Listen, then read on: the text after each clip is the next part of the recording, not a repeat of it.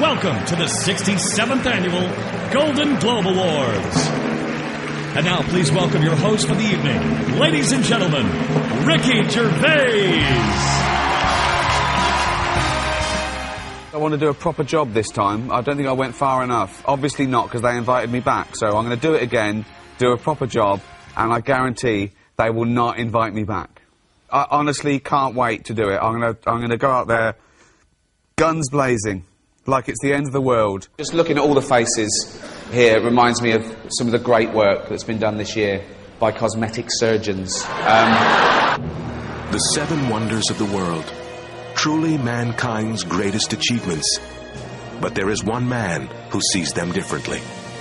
Are they the oldest thing on the world? They're not the oldest thing on the world. If that was on my road, the council would go, get that down. It's a death trap. I'm going to mention Idiot Abroad on Science. I'm going to mention the Ricky Gervais Show returning on HBO. I'm going to mention that I'm in the Muppet movie, Wind in the Willows. Steve's got a fridge freezer for sale. Any single women? Not necessarily single. Not necessarily single. Yeah. He's gonna steal Angelina away from Brad. Oh. Oh, I wouldn't want to be Brad when this guy walks in the room. See, if I was her, I'd rent another baby then, rather than... Because what would come out? You and her. What do you mean, what would come out? Jesus. Something magnificent. That would be on the Science Channel. I've had a couple. I'm not going to lie to you. Now listen up. I'm not going to do this again anyway. I want to do either such a bad job, I'm not invited back, or such a good job that I don't want to do it again. I'd like to say, you know, I'm better second time around, so I should leave it there if I do a good job or a bad job. I mean, but who knows? I mean, it's once a year and it's so much fun. It's an honour to be here in a room full of what I consider to be the most important people on the planet. Actors. They're just better than ordinary people, aren't they? Would you say you've ever been brave? Because I was thinking before we did this, I can't think of a time when I've ever been brave. I don't think I've been cowardly. I've just never been in a situation where I needed to be brave, particularly. Now, I've always managed to avoid fights, conflicts. Yeah. See, when I was in Salford, I'd nipped to Greggs to get a pasty. I heard some bells going off. I came out, just thought, I don't know what that is. Went over to the car, sort of thinking, I can't wait to have this pasty when I get home. Cup of tea, nice cup of tea, maybe a bit of bread. I love the fact that his head was just filled with food, because he was buying food and thinking food. When he's eating, I'm thinking, I'm eating food. Just one big globular mess of food cells in his head for the duration of the food experience. I can remember that food thought going on now, and it was probably like 15 years ago. But I remember how happy I was. I'm out of the Greggs, I've got what I want, I'm on my way home, this pie's hot, it's going to be hot when I get home, it's going to be a nice cup of tea, bread. These are the things you save, and yet you forget really important facts. Yeah, he doesn't know why wars are happening, but he does remember this. Yeah, but listen, this is why I remember it. Like I said, you forgot the bit that I said. A bell going off. I don't know what's going on there.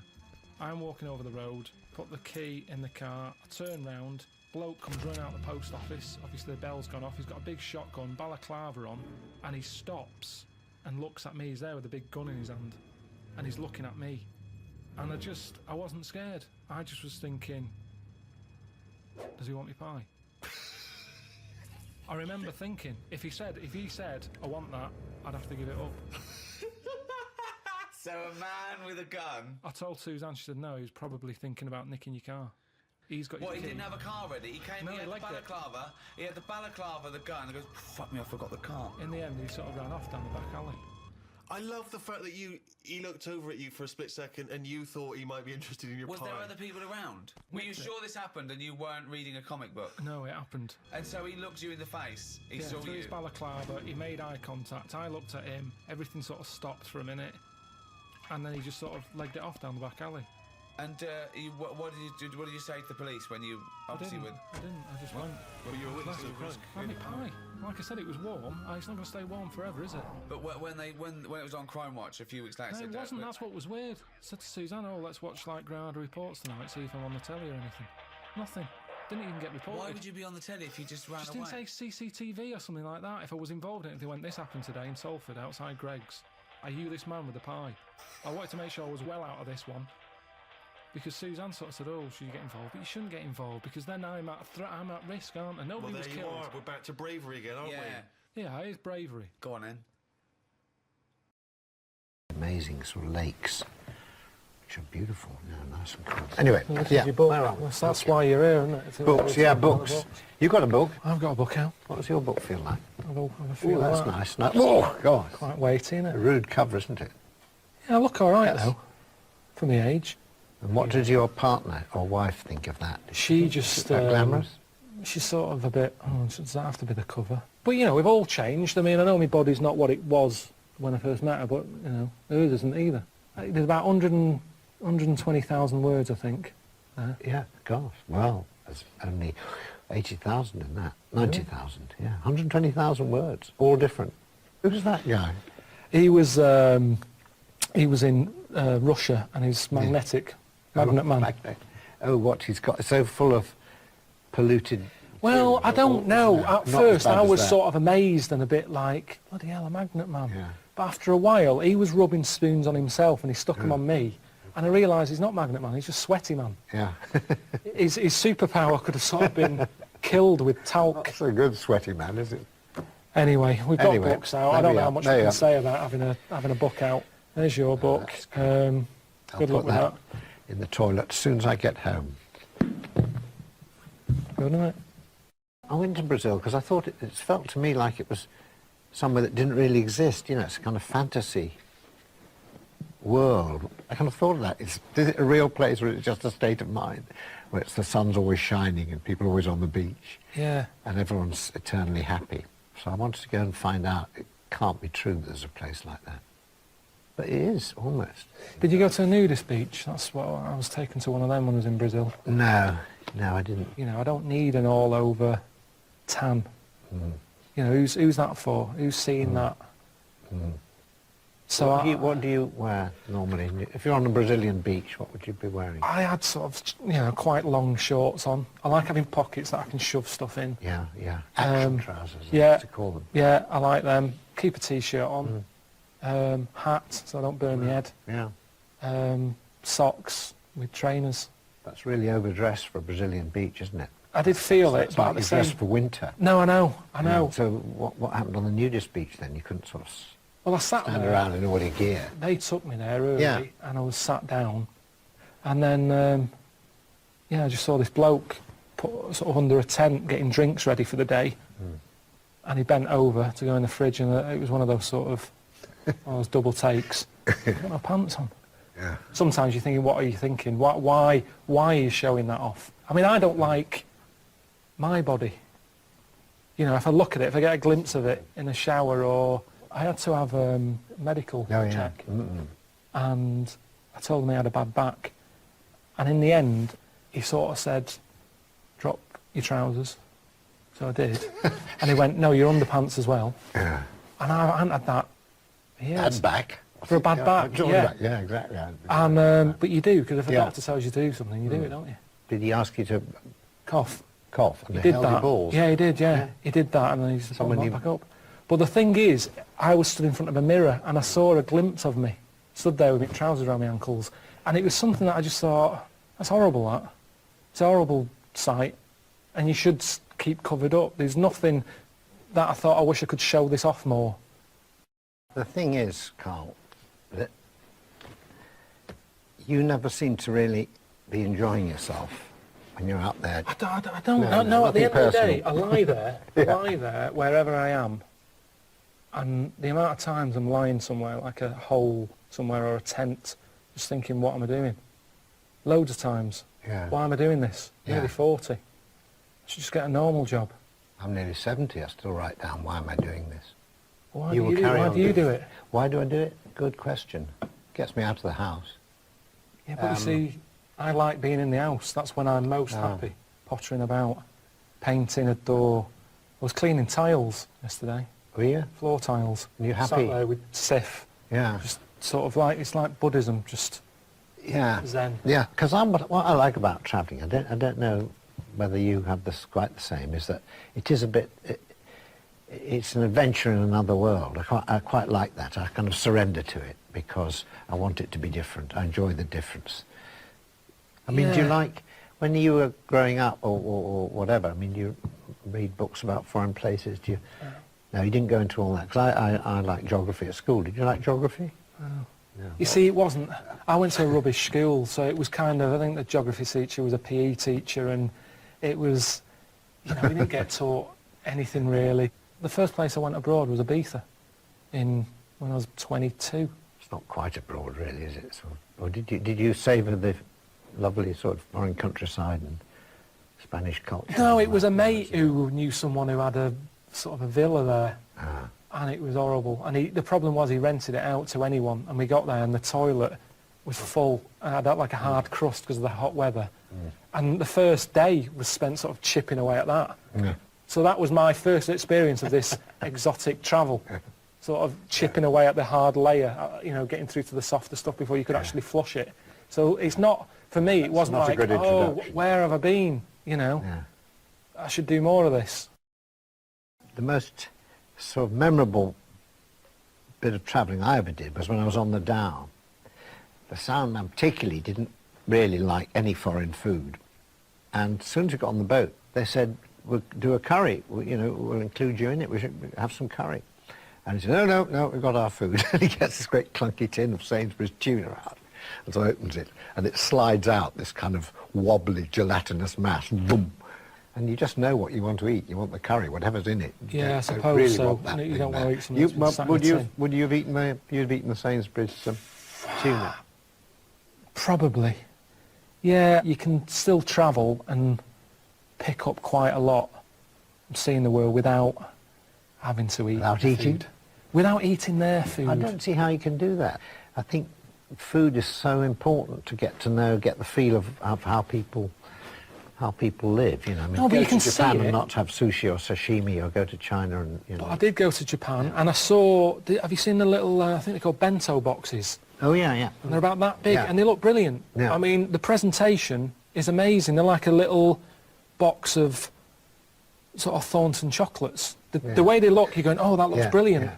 But instead of sort of a coffee cream, you open it, it's sort of fish arse with a squid bollock shoved in. Yeah. And you think that, as nice as that looks, it's still Yeah. a squid bollock. But do you feel, you know, foods are very much a part of hospitality, isn't it? It's about the kind of, if you want to relate to the people you're meeting, you've got to sort of sometimes have the food they offer, because that's the first sign of hospitality, or the drink.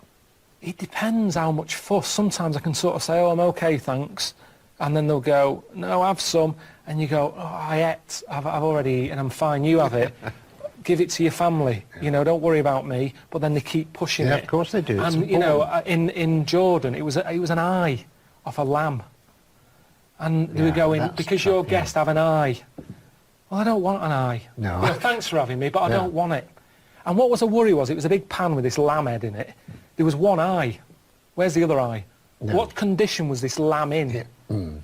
So, and then you're getting a vision of some manky old lamb with one eye, sort of, and one weeping. And I just thought, I don't want to eat it. You've got a very vivid Oh, imagination. it just, honestly, it was horrible. And everyone's sat they're around, all you know, waiting, yeah. off the tits, they're all Yeah. smoking. So, eat the eye. Yeah. And you're thinking, these aren't local, these are nutters.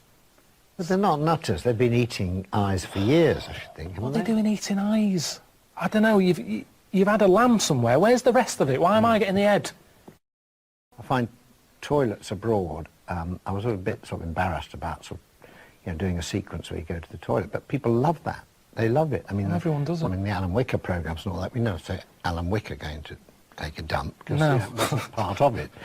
We went to the toilet in the South Pole, and I sat there, and there was kind of blocks of ice had been dug around. You just sat there on the john, and you know, looked for 10,000 miles, you wouldn't be able No to see one. anything at all, nobody at all. But I found that a lot easier because I had the same thing there, and at least somewhere like that, with it being freezing, you don't get people out walking a dog, do you? You sort of think, I'll just have a shit in this gap. There's no one going to come wandering past, whereas in India, everywhere's busy. Yeah. Even if you go down an alley, you think, I can go down here and empty my bowels, and there's a family of 12 living there or something. There's no gap, there's no space. While we're on it, squat toilets I quite like. Do you like those? Can't do it. Can't do it. Oh dear. It's like my stomach's going, I'm not coming out. It's, you know, I'm not releasing anything. You're not sat on a seat. It's like a safety thing. I was trying it before I left on the trip before India. the first time I went, I knew that was going to be the case. And I tried it at home. I put out newspaper in the toilet. I didn't even tell my girlfriend. I just wanted to see if I can do it. Couldn't do it. Couldn't do it. Well, that's probably because you're at home and you put newspaper on the floor. It's actually sort of, whatever the word is, physically, it's a very good position to be in. I believe so. But for me, you know, the toilet thing is a big part of my life, in a way. It's something I do look forward to. If the day ever came that I had to have a bag, I think it's almost like that moment's been taken away from me. That just me in a little room, door shut. Yeah. It's me time. I always said that. It's a chance just to get away from everyone. Yeah. And people leave me alone when I'm in there, you know. Usually, I hope so, yeah. Yeah, but well, you'd be surprised. The publishers can't ring you up when you're on the toilet. Have your mobile with you or not? I do, yeah. Do you now? Yeah. God. Well, that's the closest I get to multitasking, that.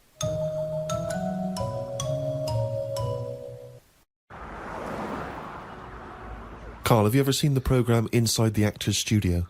No. James Lipton interviews famous actors and gets words of advice about, you know, how they work and how they act. But at the end, he always asks a series of questions, which is based on a French series of questions that a guy called Bruno Pivot used to give people when he interviewed them. So I'm going to ask you some of these questions. I'm just interested to see what your response is. And, you know, answer them quickly. You don't have to think about them too much.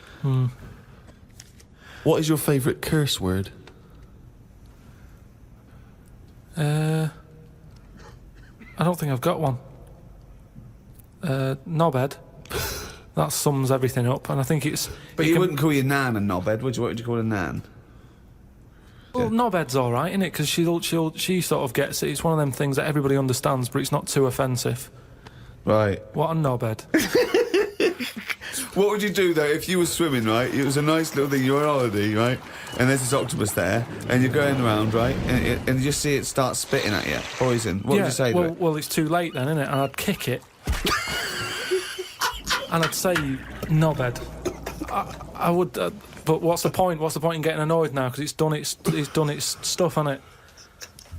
I don't know why you'd kick it and call it a knobhead under the water. What is this octopus thinking? Oh, God. Oh, okay, you fucking eight-legged shit. I'm not bothered. I don't know what you're saying. Fucking cunt of a mollusk. I'll just spit at you again. It's not bothered. You slimy little fucking boneless wanker. This is why the face is Are you still talking to the octopus?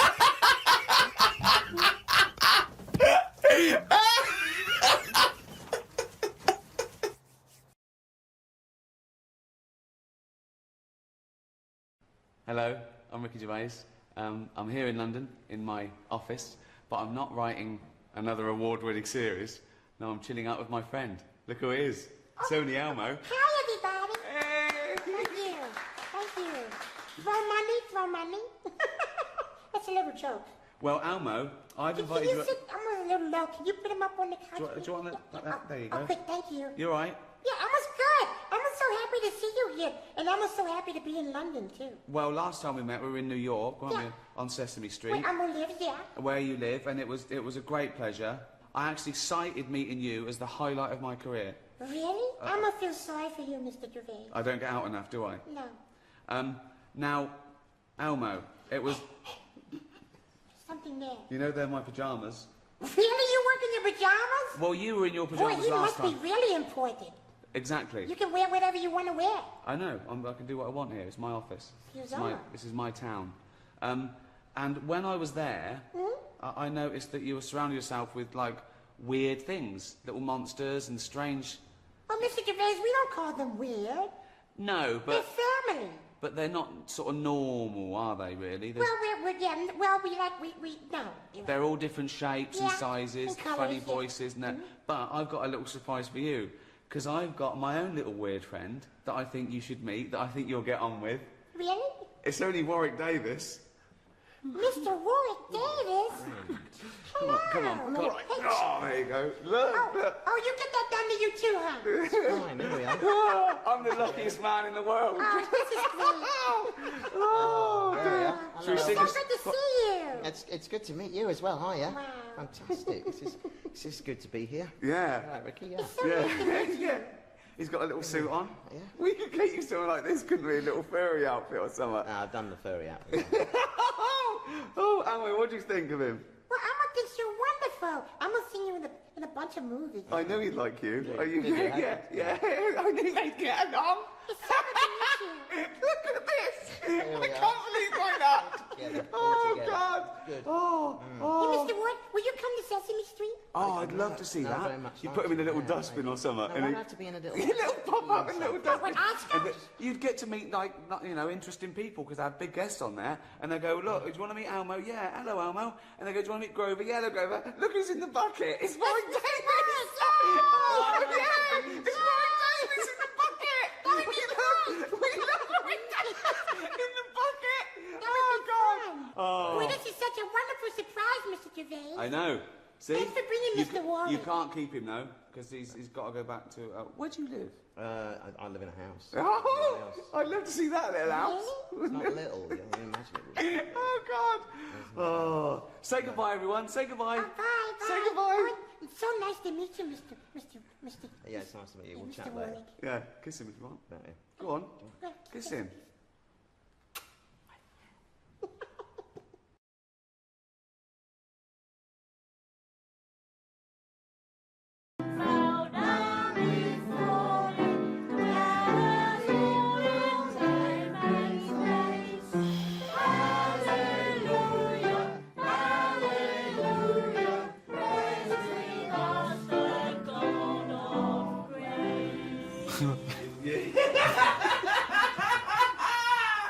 Oh, God. Oh, God. Fuck.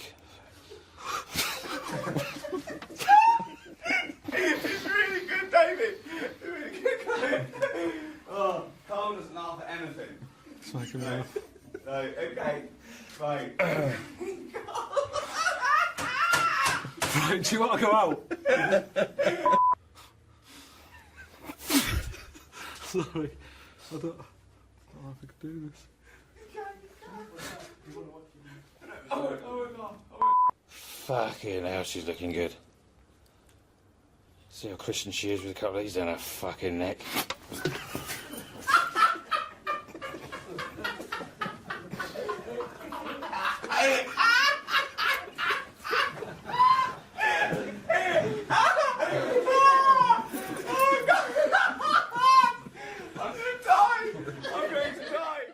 You know Hannah's got you out here because you stink? Making a smell in there. Like knocking about with a fucking crab stick.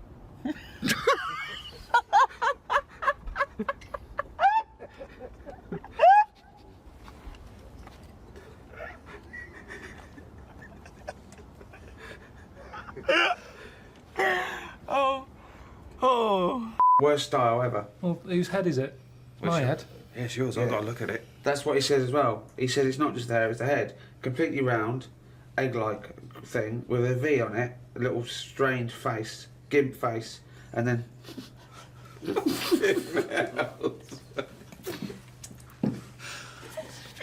Okay, let's do it again. Don't worry about it anyway, it's nature. It's not nature, mate. It is nature. It is nature, that's exactly what it is. This bit fucked off, that bit stayed. Don't worry about it. Oh, God! Oh! There's no chance!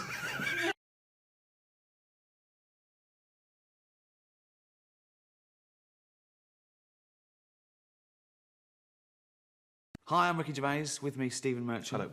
Creators, writers, directors, star of The Office. If you're a fan of that show... Who isn't? Yeah, then you've got a treat coming up because it's the entire first series... Well, if they're a fan, Rick, then they will have already bought the DVD and already seen the show. Oh, no. Wait, let me finish. It's the entire first series, but with extra bits. We've got interviews of people, it's a retrospective, people talking about it, A-listers, chatting about why they think The Office is genius. Not my words, I do think it's brilliant. Yeah. Do you know my favourite thing in The Office? Go on. You? Thought as much, yeah. Yeah. When I first saw The Office, I was struck by how original it was on a bunch of different levels. And I think upon first viewing, I thought, that's really great. And then upon my 38th viewing, realized how genius it was. My first impression of The Office was that it was a masterpiece, and unfortunately, as time passed by, nothing interfered with that glow. It was so fresh and new in terms of the style, and for me, it reminded me of a style of humor that, you know, I think, you know, in Spinal Tap, Chris Guest and those guys created. I saw that show and I was like, this is incredible. When I first saw The Office, I thought, finally, there's something funny being done in the world.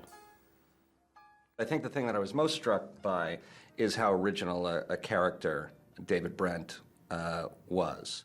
Timothy! All right, have a quick word. Sure. Old office. Walk this way. Always start with a joke. I've never seen a character in a movie or in television who is that obsessed with what people think of him. And I think a lot of the comedy comes from that. He's got way too much self-awareness, but way too little real self-awareness. His self-image is, I'm the boss, but because I'm really funny, and I'm a really funny bloke, I'm also immensely popular. I can have a joke and a laugh with the people who, you know, I'm supposed to have authority over, and they love me for it, and all that obviously is always wrong. What's up? Hey, what's up? I love that. What's up? Oh. Tim is the one that you hope you are in The Office, even though he's depressed and thinks his life is being pissed away in this place. You love watching Brent, but you don't want to be Brent, you want to be Tim. That didn't happen by accident. It didn't happen because of my overwhelming charisma. Do you know what I mean? It happened because they wanted Tim to be the, you know, the kind of, I suppose, the emotional focus, or at least they wanted him to be the audience, yeah. And he was, you know. Hey, dude. Give it back. I'm just using it for a second. It's got my name on it. Apparently, they had a completely different idea when they were writing it of the sort of person that Gareth would be. He was supposed to be a much bigger, more macho kind of guy, and yeah. So I've heard that when I came in and auditioned, they changed their mind.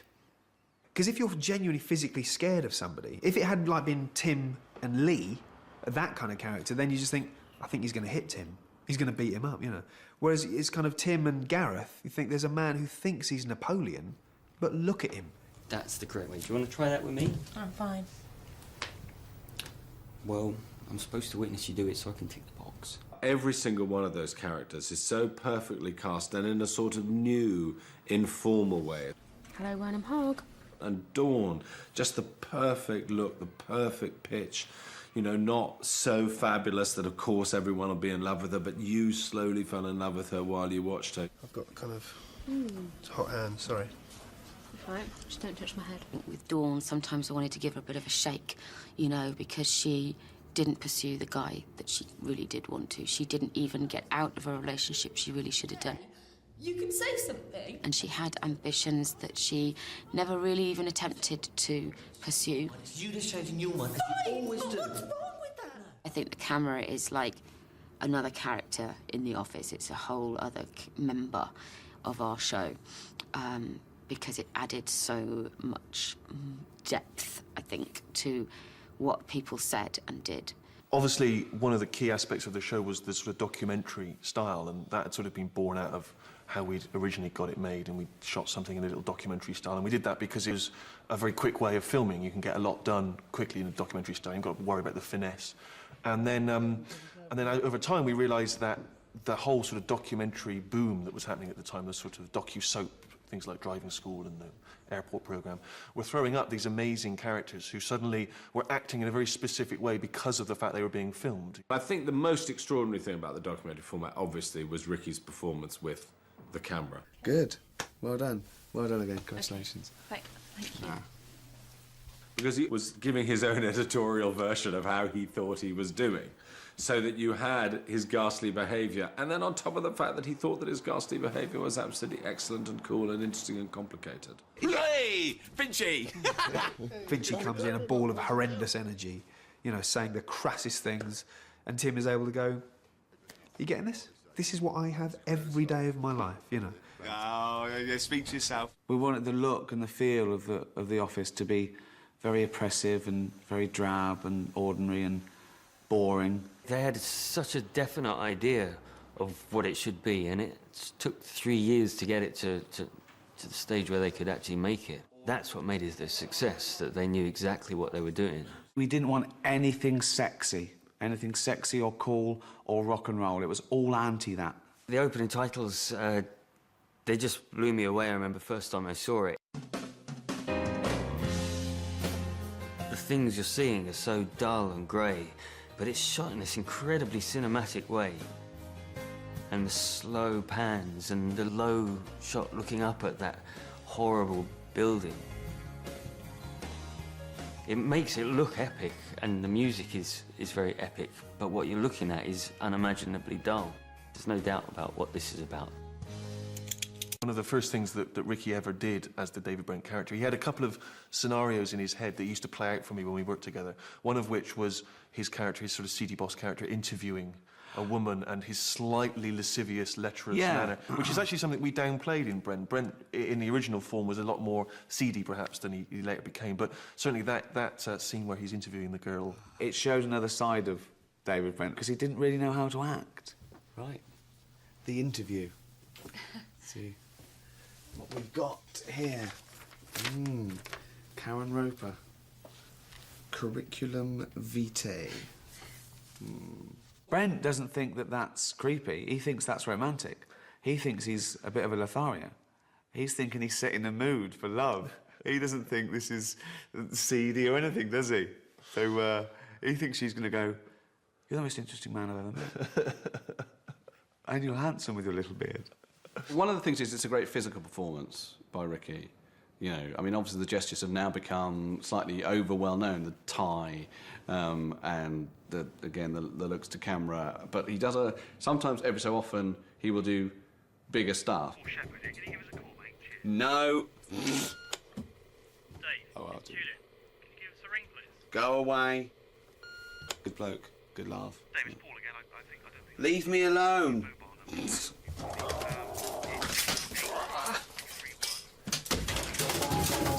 It's fine, that one. There's loads and loads of moments, just the way he'll be when a woman's around, as opposed to the way he'll be when someone who he's frightened of will be around, some higher status person will be around. All that sort of stuff, yeah. Just like complete control of the body. And it's all that now, isn't it? Yeah, I know, it's all... Busy? Yeah, just keeping up the morale. Can we have a chat? Yeah. One of the things that we were exploring in the office is that cusp of blue-collar to white-collar, regular guys working in an office instead of a factory or being a mechanic. And what we did was we showed the difference between the two worlds, the world upstairs and the world in the warehouse. Wow. This is scary, David. Don't tie any more cash up in stock unless you have to. Thing is, I'm sure you could lose more people from down here. Who's the foreman? Taffy! Taffy! Glyn. What? We'll call him Taffy. David Brent is caught between those two worlds because he wants to be a lad, but he wants to mix with management as well. And it comes to a head when he's down there with Jennifer Taylor-Clark. What are you watching? That's my dog shagging his dog. Oh, Glyn, I'm sure David's made it clear to you that you'll be losing personnel. That's the funny bit. Look at Guz's face. He's trying to be cool and a lad, but he knows it's wrong. And he knows this thing, sexism, he's heard of that, and he knows about misogyny, he knows all those things, he knows all the isms, he just doesn't really fully understand them or go along with them all. Take this upstairs, we're a bit busy. You don't look busy. Would you want me to get busy, love? Sorry? You be next, Gazza likes and posh. A word with you now. Yeah. That was out of order in a way. No, I'm not in trouble. What's she in here? It's a good shagging. I might bloody have to now. See you later. David Brent hates having a woman as a boss. Deep down, he hates it. And he hates being undermined anyway by a woman. He hates being undermined by anyone in front of the camera. So it just, his world just implodes in that episode. One of the other themes in the office is comedy itself. You know, you get a lot of things off your chest. We had a go at people just shouting catchphrases. Ricky, leave it! Props, just bringing in a funny thing. Brilliant. Oh, God, look at that. Pointing stuff out. Bad observational comedy, just pointing stuff out and expecting to get a laugh from it. Impressions. Impressions particularly of other comedy characters. Timothy!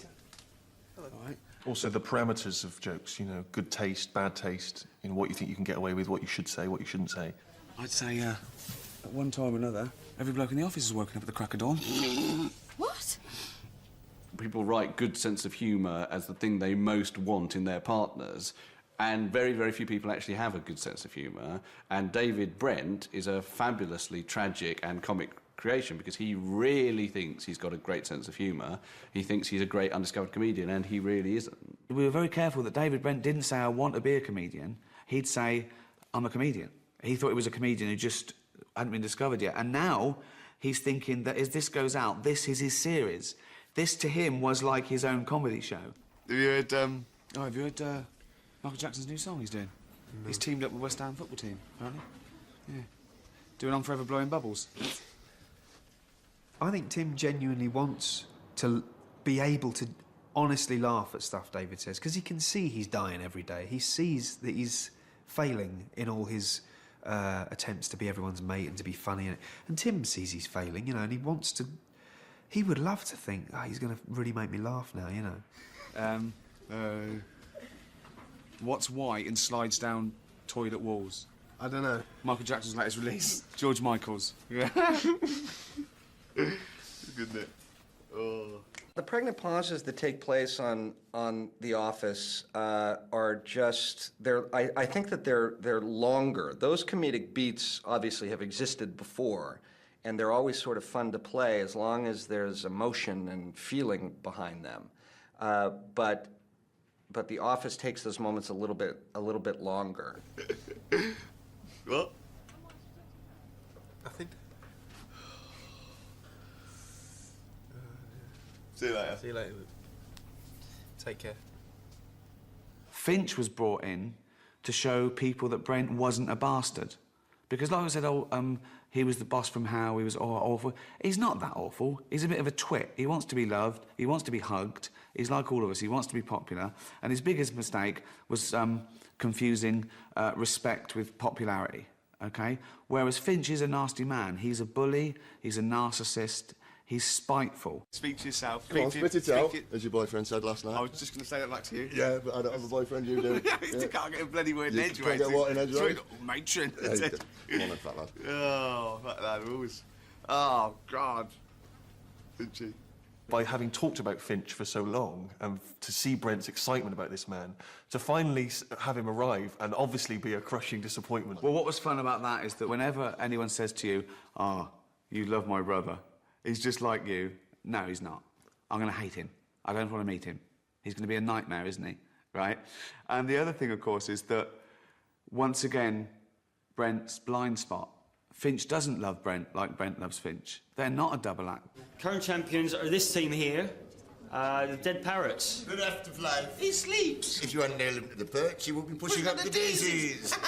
One of the main themes of The Office was men as boys and women as adults. So boys never grow up. Their ego, their competitive spirit, their "Mum, look at me," never really goes away. And nothing brings out that male ego like a quiz. Which insect produces gossamer? Go on, what is it? I want you to answer. Finchy. What is it? It's a spider. The spider is an arachnid, not an insect, yeah? Yes. 6 legs, all right legs, eh? Thank you. We can't stand to lose a quiz. Men can't stand to lose. If you're playing Trivial Pursuits, and I've heard myself say, you got a pie for who's Mickey Mouse's girlfriend. I got Dostoevsky's first 3 novels. It's ridiculous. And you go, right, forget the pie. Right, just answer questions. Who knows the most? You know, we can't stand it. So we thought it was just a great way. Apart from being a good office observation, it was to bring out the absurdity of men. My favourite episode, staff training.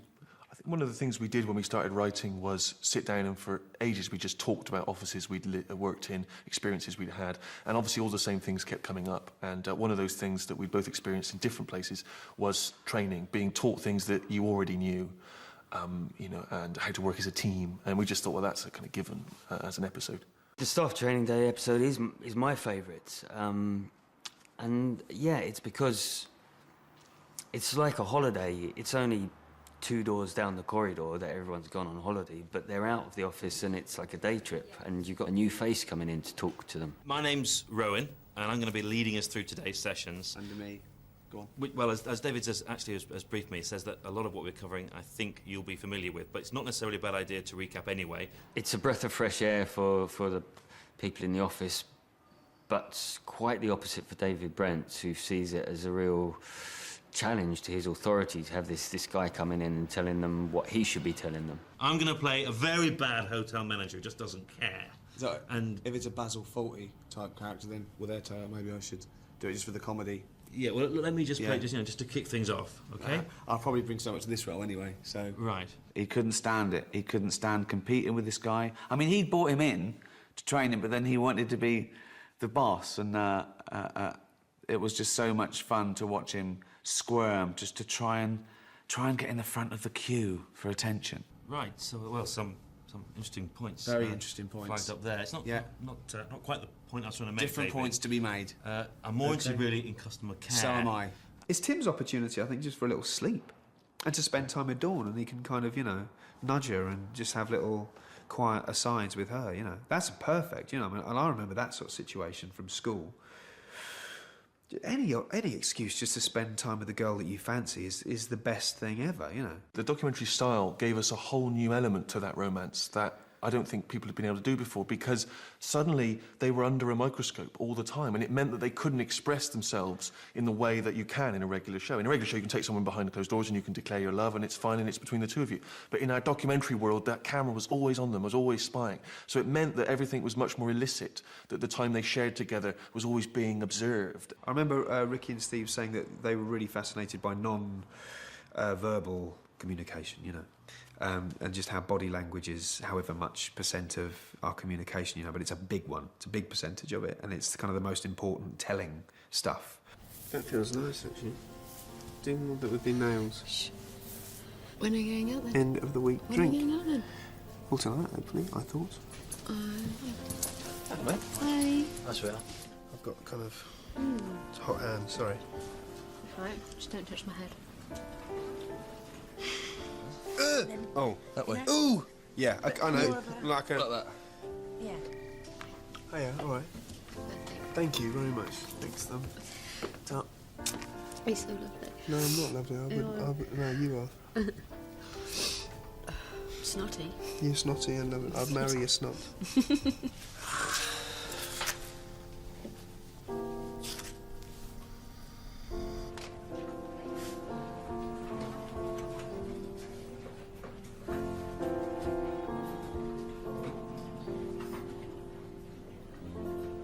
I think if I were a viewer, I would have enjoyed watching Tim and Dawn and their journey because it didn't seem implausible and it didn't seem unreachable.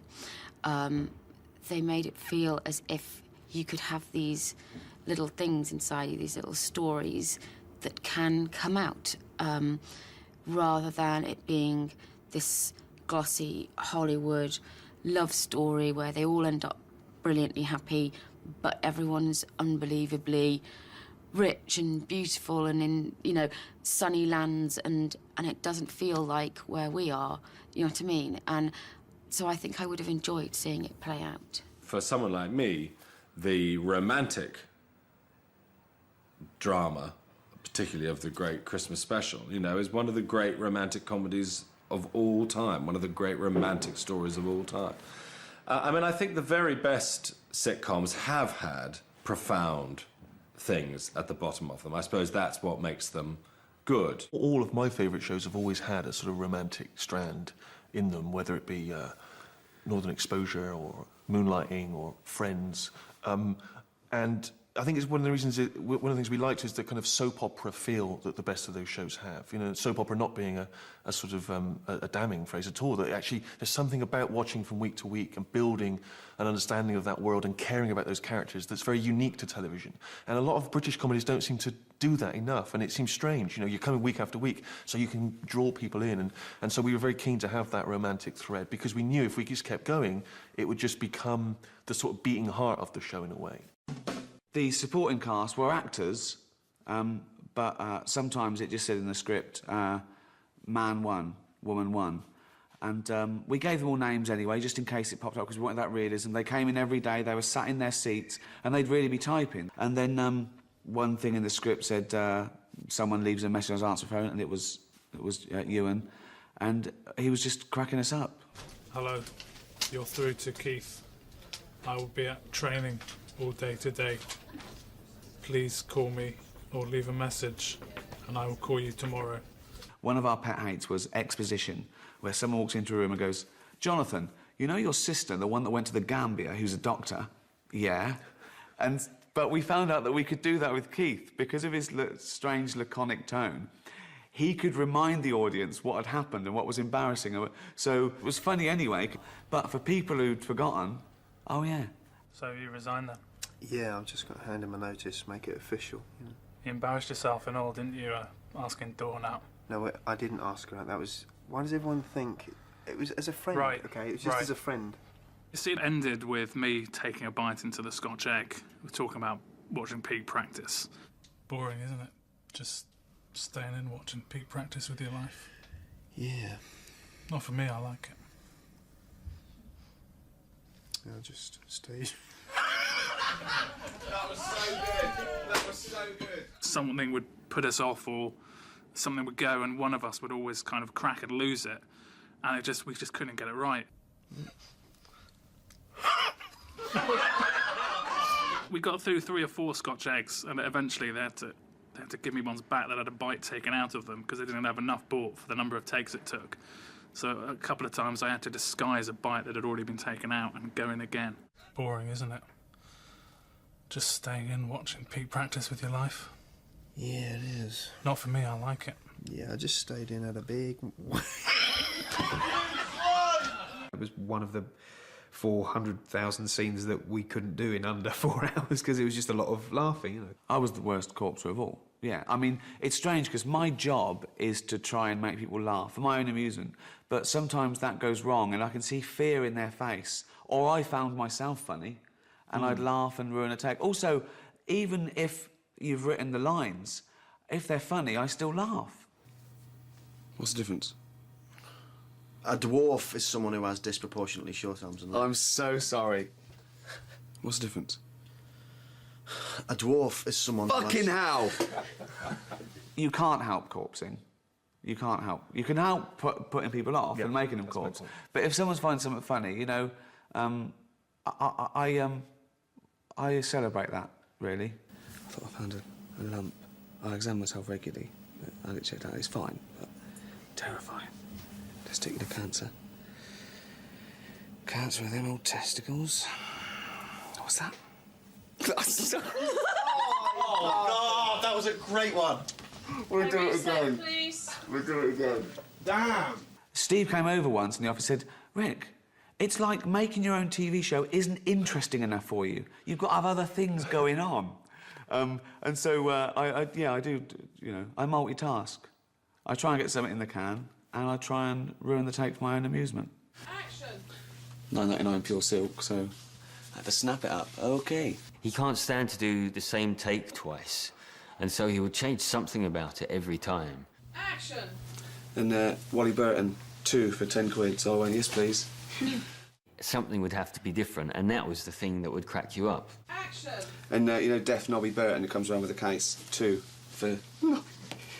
Why are you making it harder for yourself? Okay, I'm sorry. Okay, I'll just say Nobby Burton, who comes round with a case. 2 for 10, I've got 4. I think sometimes he'll improvise an idea that will amuse him and that will amuse someone else. And now Ricky thinks, right, OK, I've got them now. And then he will just keep going. He just thinks, well, this for my own amusement. Even though we're making a TV show, the clock's ticking, we're losing money, and we've got to get it on BBC Two. He's thinking, no. That probably contributed to making it so funny as well, because it was so fresh. Each one of those takes that finally got into the series was unique. I've only just reached a point where I can watch it now and enjoy it and not really be thinking about how it was made or what he was doing that day that was terribly annoying. Now I start to see it, I think, for the first time as audiences do, and I can't remember some of the episodes, I can't remember some of the scripts. Jokes amuse me now for the first time, and so I've just got to a point where I can sort of see it and enjoy it. And now I feel more proud perhaps than I did then, because I really feel excited when I see a little clip of it somewhere, because it just feels such a three-dimensional world. I think that's the thing you're always trying to chase as a writer, is a world in which people believe those characters exist and that somewhere they're out there, and that, I think, you know, is its sort of greatest, for me at least, our greatest achievement. Yeah, I mean, I've only got fond memories of everything from meeting Steve to Thanks, mate. winning the Golden Globes, you know. What I think really, you know, has changed American television is that by bringing over an American version of The Office and really staying true to the tone of the original, and then it becoming a success in America, has totally revitalized comedy on television in the States. I keep it on in my house sometimes just for comfort. I just keep it on. I'm not even necessarily watching it. I'm just sort of listening to it because I find it comforting to... That sounds weird. Yeah, I keep my pants on.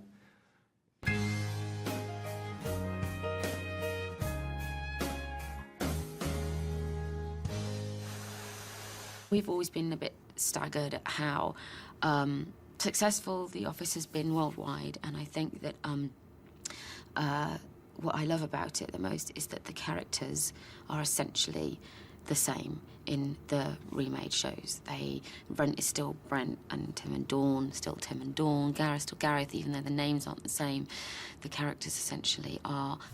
At one time or another, every bloke in the office is woken up at the crack of dawn. What? La chef réceptionniste. Ça va? Ah oui, oh, viens. Anne, viens. Oh oui, viens, Anne. Ah! Viens! A la camita.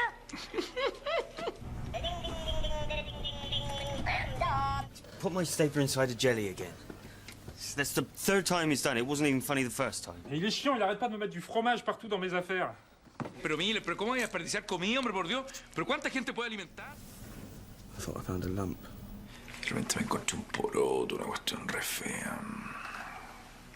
Cancer des testicules. Mes pauvres petites testicules. C'est quoi? It's a bit of brie. What, from down there? See you later. I look back and there was that romance with writing our first sitcom, you know. But I couldn't be proud of The Office. I honestly couldn't be proud of The Office, even if it hadn't won any awards and hadn't done. You know, I think that I was proud when we'd finished writing it. I knew that we'd done our best, and it's the first time I've ever tried my hardest at anything as well. There was nothing really about that job, the entire job, that was not very enjoyable, especially in hindsight, because you come away and you do lots of other jobs. I've done lots of jobs before and lots of jobs since, and as always, you don't fully appreciate things when they're going on. You know, you forget that this isn't all going to be as much fun as this. You know, I haven't worked on anything that was such a joy to work on since. I've worked on some great stuff and had a great time, but there was something very special about that, about working on that, and we knew it. That particular job was full of nice people, funny people, smart people, and people that I was glad to see every day, and sorry when that ended. I'm still proud of it to this day, and you know, people ask me about it the whole time, and I'm always happy to answer their questions, because it was a very important part of my life and still is. My biggest ambition from a young age was to write, honestly, was to write and be involved with a sitcom that would be thought of, you know, fondly and possibly even amongst, you know, the sort of much-loved sitcoms. And I feel like to some degree we've achieved that. And so now I don't know what I'm doing with the rest of my life. Now I've got to sort of recalibrate my expectations. Now I'm just filling up the hours before I die. That's why I'm here today. That's not gloomy, is it? Well, you got voiceover work, though, haven't you? You've got some voiceover work, yeah. Yeah, that's some voiceover work. Barclays.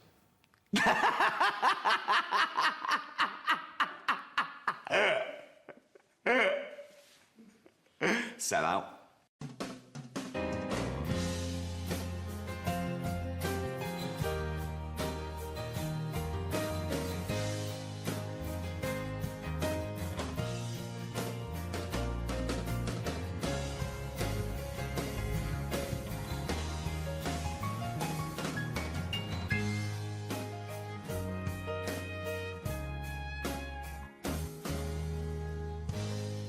This is the worst part of my job.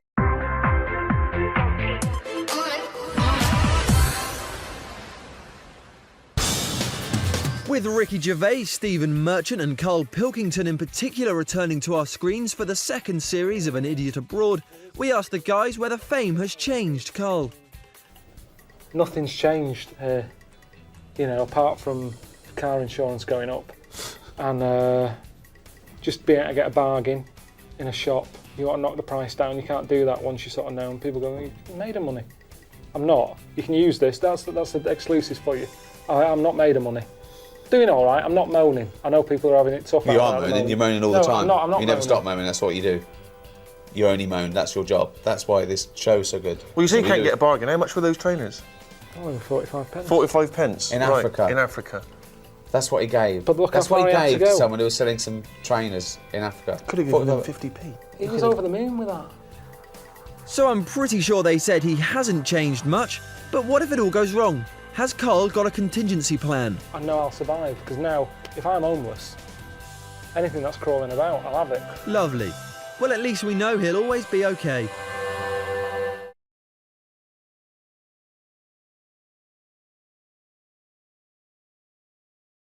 What are we doing then? Just explain, we just done a photo shoot for Shortlist. That's why I've got a little bit of eyeliner on. But that was worth it, because Karl had to dress up in tights and knickers, didn't you? And a lion. Yeah. Not even mine. Well, they won't be mine. But a woman had to like lend me her tights. Brilliant. It's amazing, isn't it? We're going to do this. This is Mr. and Mrs. basically. Right. So I'm going to ask a series of questions of Karl. Quite simple question of favourite film, favourite food. And Ricky, I want you to write down what you think the answer, Karl's answer, is going to be. Yeah. So hide it from Karl. Exactly, yeah. And then That's say just leaving the room or going to a little booth. Okay. Yeah. And then Karl, you'll reveal the answer. Ricky will reveal the pad. Yeah. Right, I can see that. So don't answer straight away. Yeah. Right. Okay. The first one is, what is Karl's favourite film? Well, I'll tell you what. Before he says anything, I'll have to put it down to 2 because I reckon he can't decide between 2. Okay. So I'm gonna straight away. I'm gonna do that and that, and if I'm right, well, we shouldn't give anything away. Okay. Karl, reveal what your favourite film, or indeed favourite film is. He'll know what it is. It's Kez and Elephant Man. Correct. Yeah. If you had to choose between the two?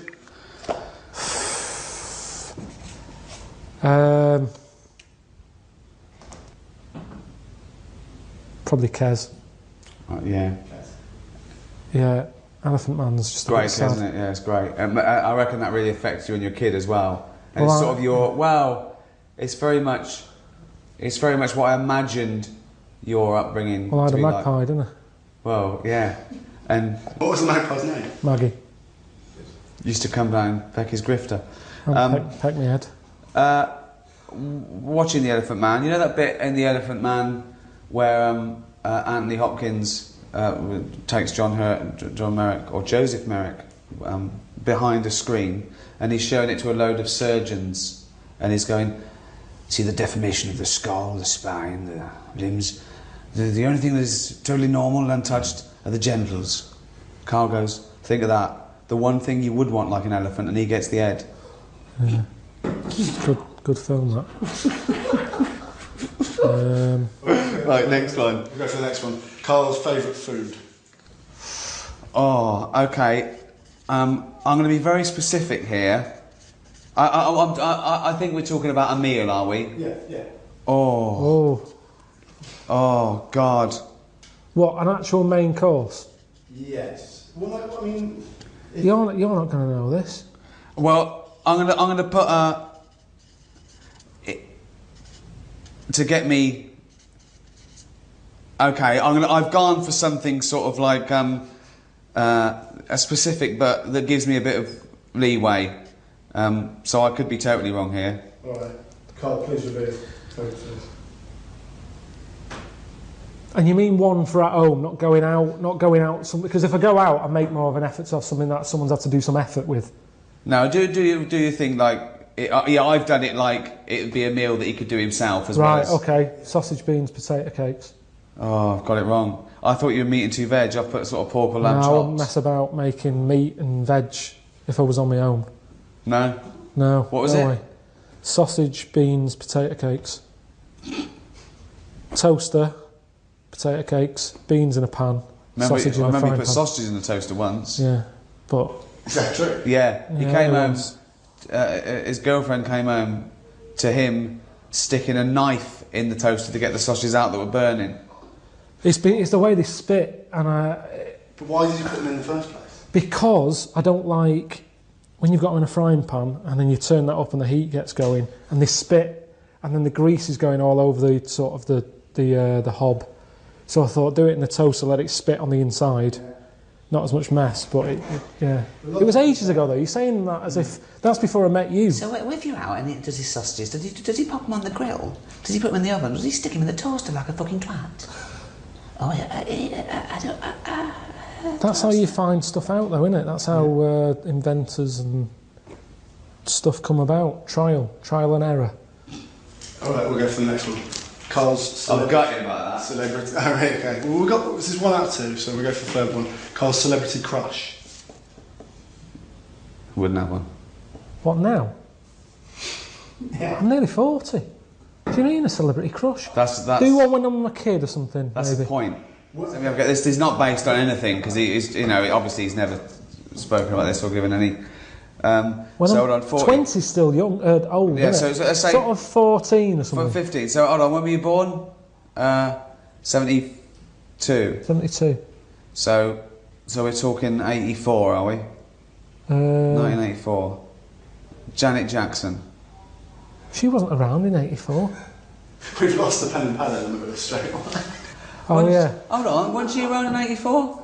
No, it wasn't her. Paula Abdul. No.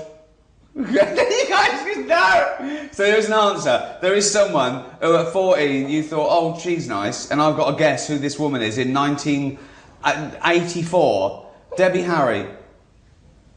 No. You don't know yet. No. 84. Probably one of Bananarama. Why is that funny? Because it's so random and specific. Anything you said is funny. Anything you said is funny. But it's also one off. You haven't got anyone in mind. There's been about 9 members of Bananarama. Narrow it down a bit. No, come on. Which one of Bananarama? God, I don't know what they're called. It was the darker one. The dark-haired one. Yeah, good. Next one. What if I had that? The darker one in Bananarama. Alright. Well, remember, you got to write it down. Okay. Yeah, we're going Sorry. Karl's favourite book. Oh. Okay, now. You know this? Well, But are we talking novel, fiction, or what? I think we're talking any... Just a book. Any book. Like, if you had to take one book to a desert island, what would it be? You know, I don't know why you're not writing it out. Well, shut up.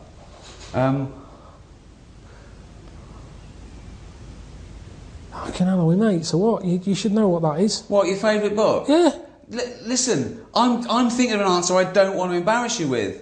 A book of freaks that he carried around for 6 months. What's that? Oh, that you're joking. That's your favourite book. It was a pamphlet. It wasn't a pamphlet. It was about 40 odd pages. It's my favourite It was the book. 50 top freaks given away with some dodgy old fucking magazine. It was with FHM, and it was like a freak book. That was interesting. And you count that as a book? Well, what would you put then? I've never seen you with a proper book, ever. So don't start lying and give me a load of old shite that it's someone like Nurture or something. 'Cause it isn't. Nurture. What book would you pick? Friedrich Nurture. What? No, you're right. He was right in a way. It is the Yeah, freak book. Book of Freaks. Let's go for the pad. Let's go for 50 the top... do Oh, the no, I pad. got that. 50 top freaks. No, well it. 50 top freaks, yeah. Carl's Do you know what? Do you know how he liked it? Because number 50 was a fellow with 3 legs. He was so No, excited. there was he went, loads. Huh? No, number 50 was the bloke with 2 heads. Was it? Yeah, because I said Jesus. What's number 1? Yeah. What was that? Was a bloke shagging a chicken who got killed Number by a 1. rock. Oh, wonderful. Wonderful. Carl's favourite song. Okay, again. Okay. I'll have to do... I'll tell you that he's got a favourite song. Are you just For a going reason. for one or two? Oh, no, I'm going to go for a couple here. I'm going to go for... they've both got a theme. And then I'm going to do tune as well. Okay, I've got 2 songs, and then I've got like an instrumental. Right, I'll go for Stranger on the Shore, Acapulco. Alright. And then I'd go for Elvis in the Ghetto. Is he getting them? Yeah. And there's one more, yeah? Yeah.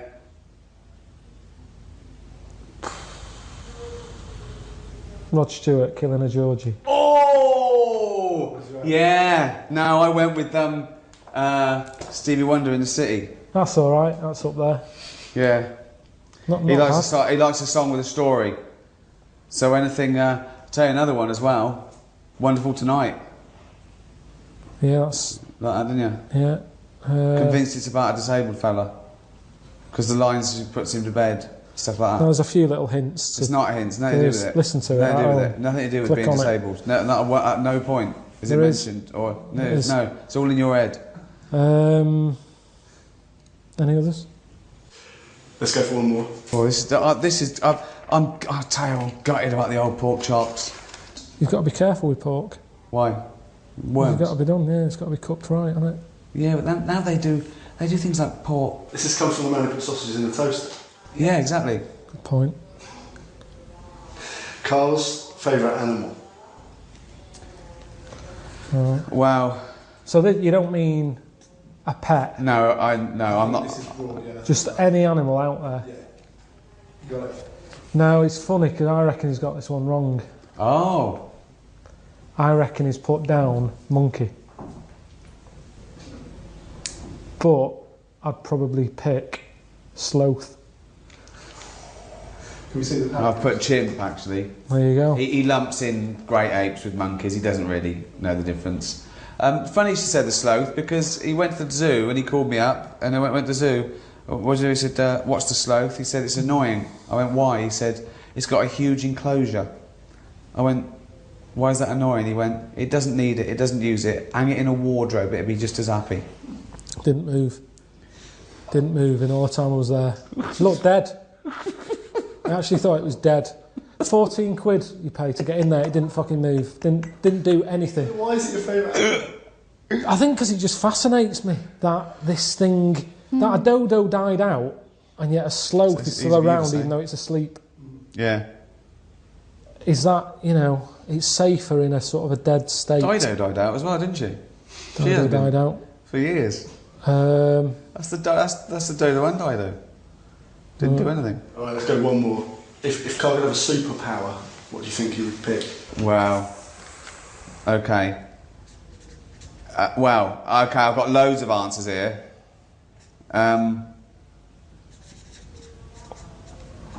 I think the general public would know one of them. Oh, yeah. But they're not, that's a joke one. No, that was a new idea, but you mean one that exists? Well, well, okay, let's not count bullshit, man. Right. That's not really a bullshit, superpower, man. yeah. That's okay. That's what I mean, that's a made-up one, but you're talking about one that people go, yeah, I'd have that. Flying, invincibility, that sort of stuff. Yeah, well, I've got one. I don't know if it's true. I mean, it's a bit weird. Carl, please reveal.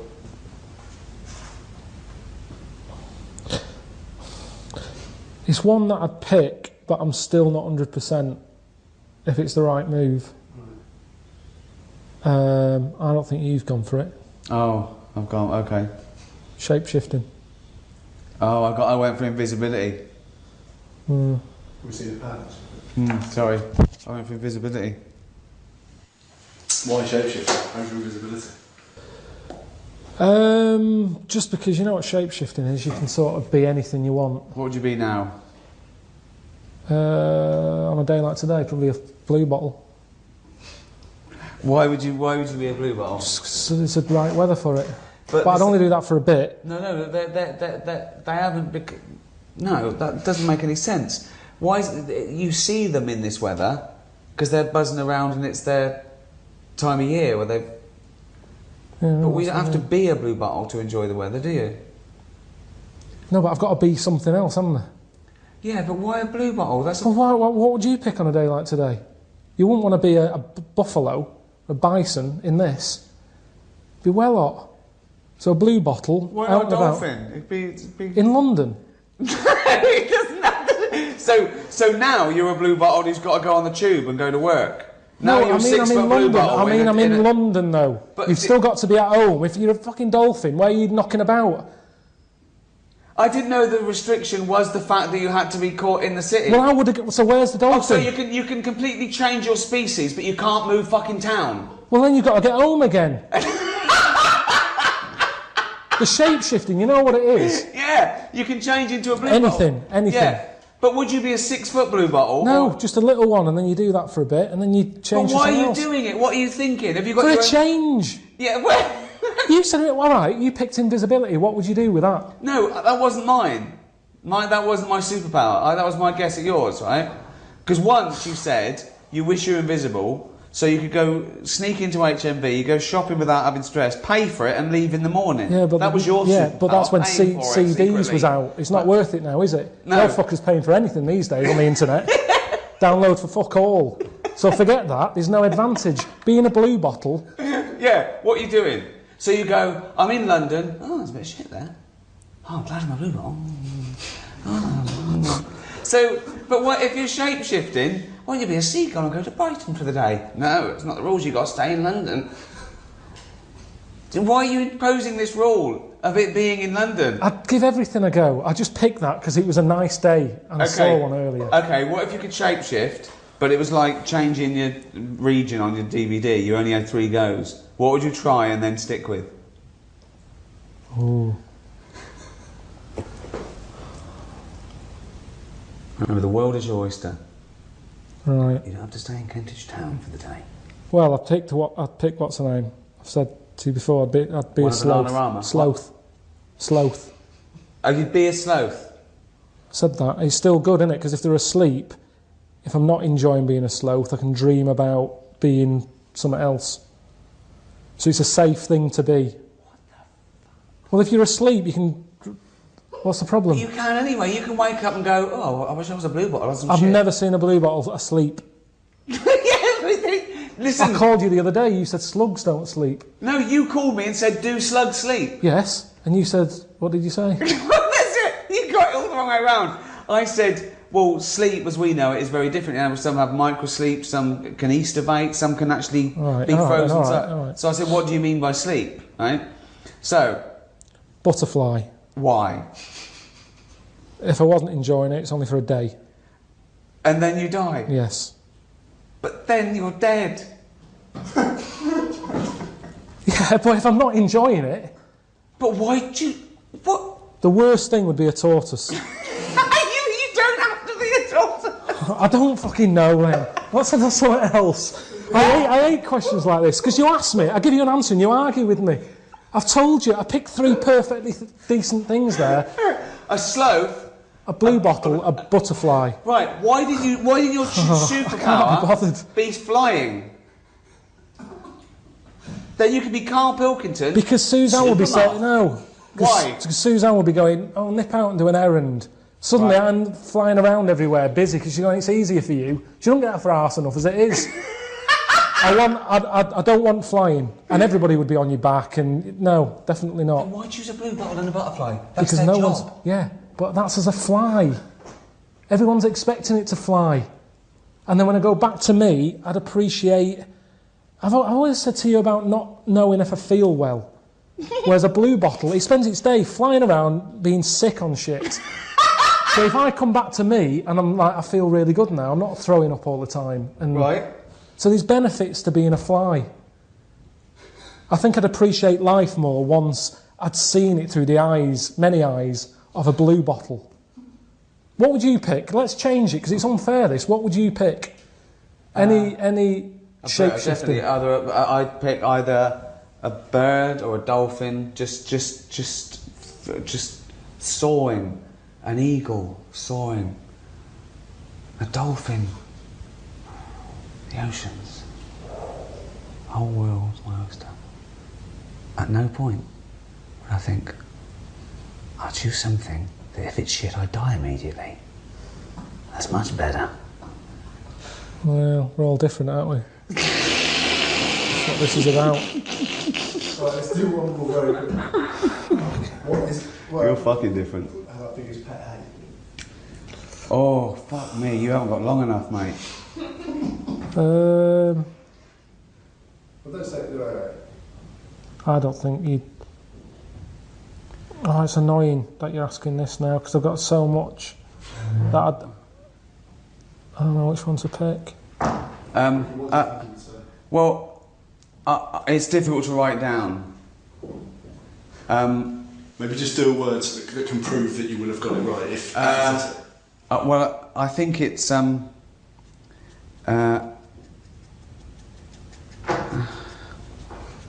Oh.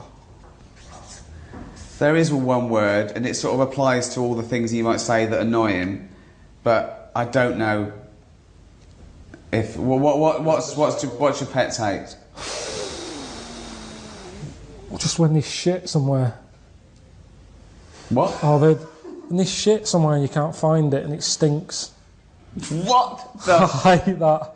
Isn't that funny? I didn't get that. What do you mean? Just what have you put? Faffing. Too much faffing. Like, is people always like, you can't do that? You have to phone 5 times. You have to put you on hold. Oh, you just mean an annoyance. What did you think he meant? He said a pet hate. I thought, right, okay, yeah, I would have said faffing. What do you mean? What do you hate about having a pet? When there's shit behind it. Okay, good night, everyone. Okay. I don't word it like that. I've known him for 10 years, and that surprised me. Hang on, faffing. That fucking surprised me. I'm really sorry about that. Right, faffing. Yeah, faffing. A pet hate. When you're asleep and it licks your bollocks. What? No, all right, I got the wrong end. Yeah, faffing. Faffing, all right. Yeah? Yeah. Fuck me. That's great. Cheers.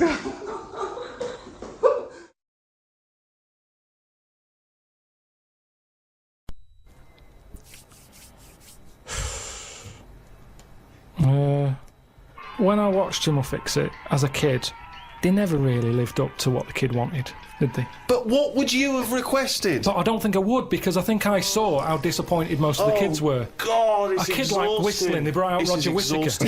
Yes, because they look at it and they go, can you fix it for me to go into space? No.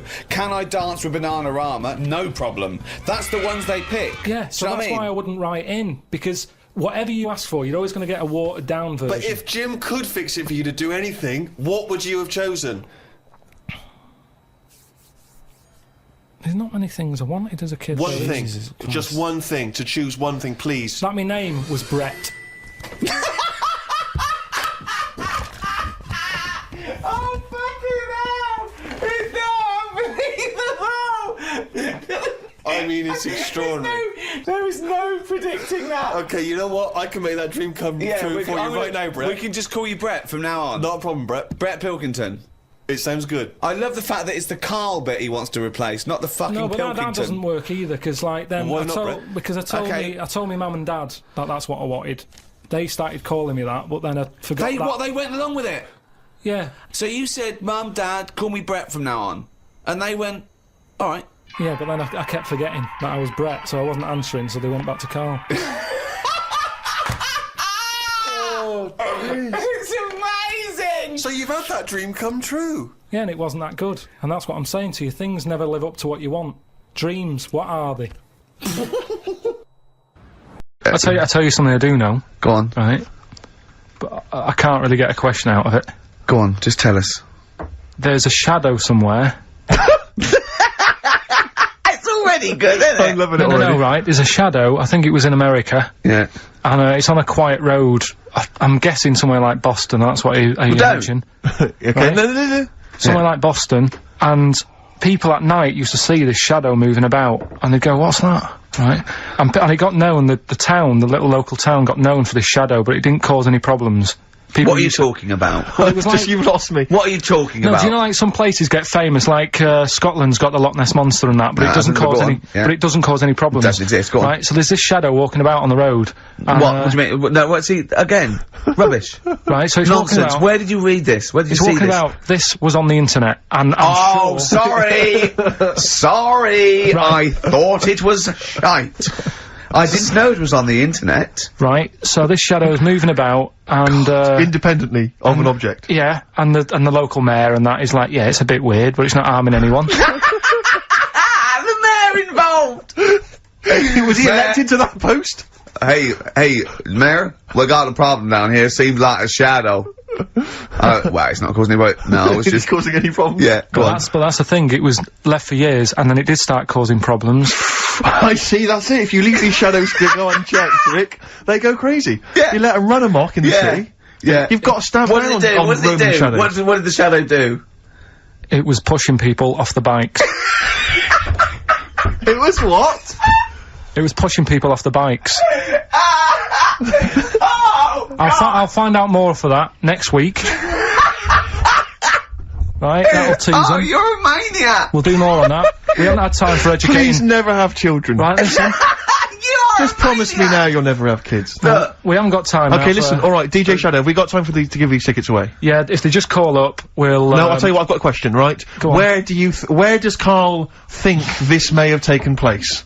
If you've been listening to the show, where do you think this evil shadow has been running amok? Let us know. The number, Karl?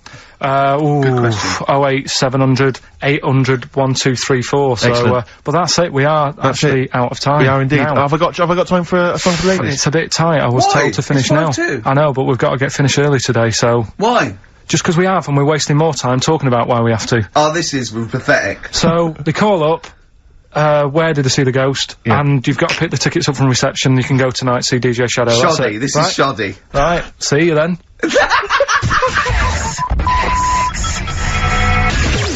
Seriously, what about this? We're not going to sort that out today. Idiot abroad. Fool's gold. I give you $1 million to spend, and you've got 1 year to make 2 million. I've got to double $1 million. Yeah. You can gamble, you can put it all on a horse, or you can put a little bit on a horse. You go to Dragon's Den. You go, look, I've got an idea. Clippable mug. What about the tie with, like, you can carry scissors in and stuff? That's already out there. Is it? What would you do? What was the first thing you do with that? If I said you've got a year to make 1 million, and you've got this million. Just do loads of stuff. Go on then, go on then. What's the first thought? What you do? Antiques and buy antiques, flog them on, art. Right. Or buy a house in Bulgaria. What do you know about Whoa. You're going to buy a house in Bulgaria. That's your first thought. How much is the house in Bulgaria? 100 grand. Right, how much do you want to sell it for? I'm going to sell it for 200. I'm going to do it all. You're going to double your money on a house Easy, within a year. easy. You've got to make 130. Oh, yeah, I'm spinning plates here. This is Go on, what else I'm you doing. So you've All got to keep sorts on flying the to go. Bulgaria to check on the I've got progress the of the local house? builders on it. Right. In Bulgaria? Yeah, plate spinning. Right. Antiques on the go. I'm buying What's scratch antiques? cards. You're buying scratch I'd buy cards? a load of scratch How cards. many? 5,000 scratch cards. Right. I'd have some kids doing that. I'd say, right, you can have a £5. If you win. I haven't got time. I'm giving it them to do. This is the worst idea I've ever heard. How That long have I got to my double it? million's gone, isn't it? Yeah, No, it hasn't. I mean, It hasn't. If you've got money, you make money. That's a fact. Where is Bulgaria? It's somewhere. I know Bulgaria is good for property. I've seen Right. a lot of property programs. Do you That's mean what I do. I just Belgravia? watch. No. There's a lot of things that you can do with property, antiques. I'm What buying else? classic cars and doing them up. So you're doubling your money on a classic car in a year? Yeah, but I've made stuff. I've made inventions. What have you I done? do the Dragon's Den. Like you say, the clippable mat idea. Like, you have your cup there, but look at that saucer. Every time I have a little bit of tea, I'm talking to you, I've got to go like that. I've got to look exactly where I'm putting it again. Right. Clippable mat is stuck on. It's attached to it at all times. That's I'm talking ridiculous. to you. How's it going? And if I want, I don't have to put it down there. I can put it down there. I'm not limited as to the surface that I can put it on. It's attached. It's washerproof. Dishwasher proof. It's an idea. I'm out. This is good. Cools you down. That's going to give you a headache, not get rid of one. Look how complicated it is just for a toilet. You have the skill of Bill Gates. Just have a shit. You can't do any of that. Can't do that stuff. But it's a robot.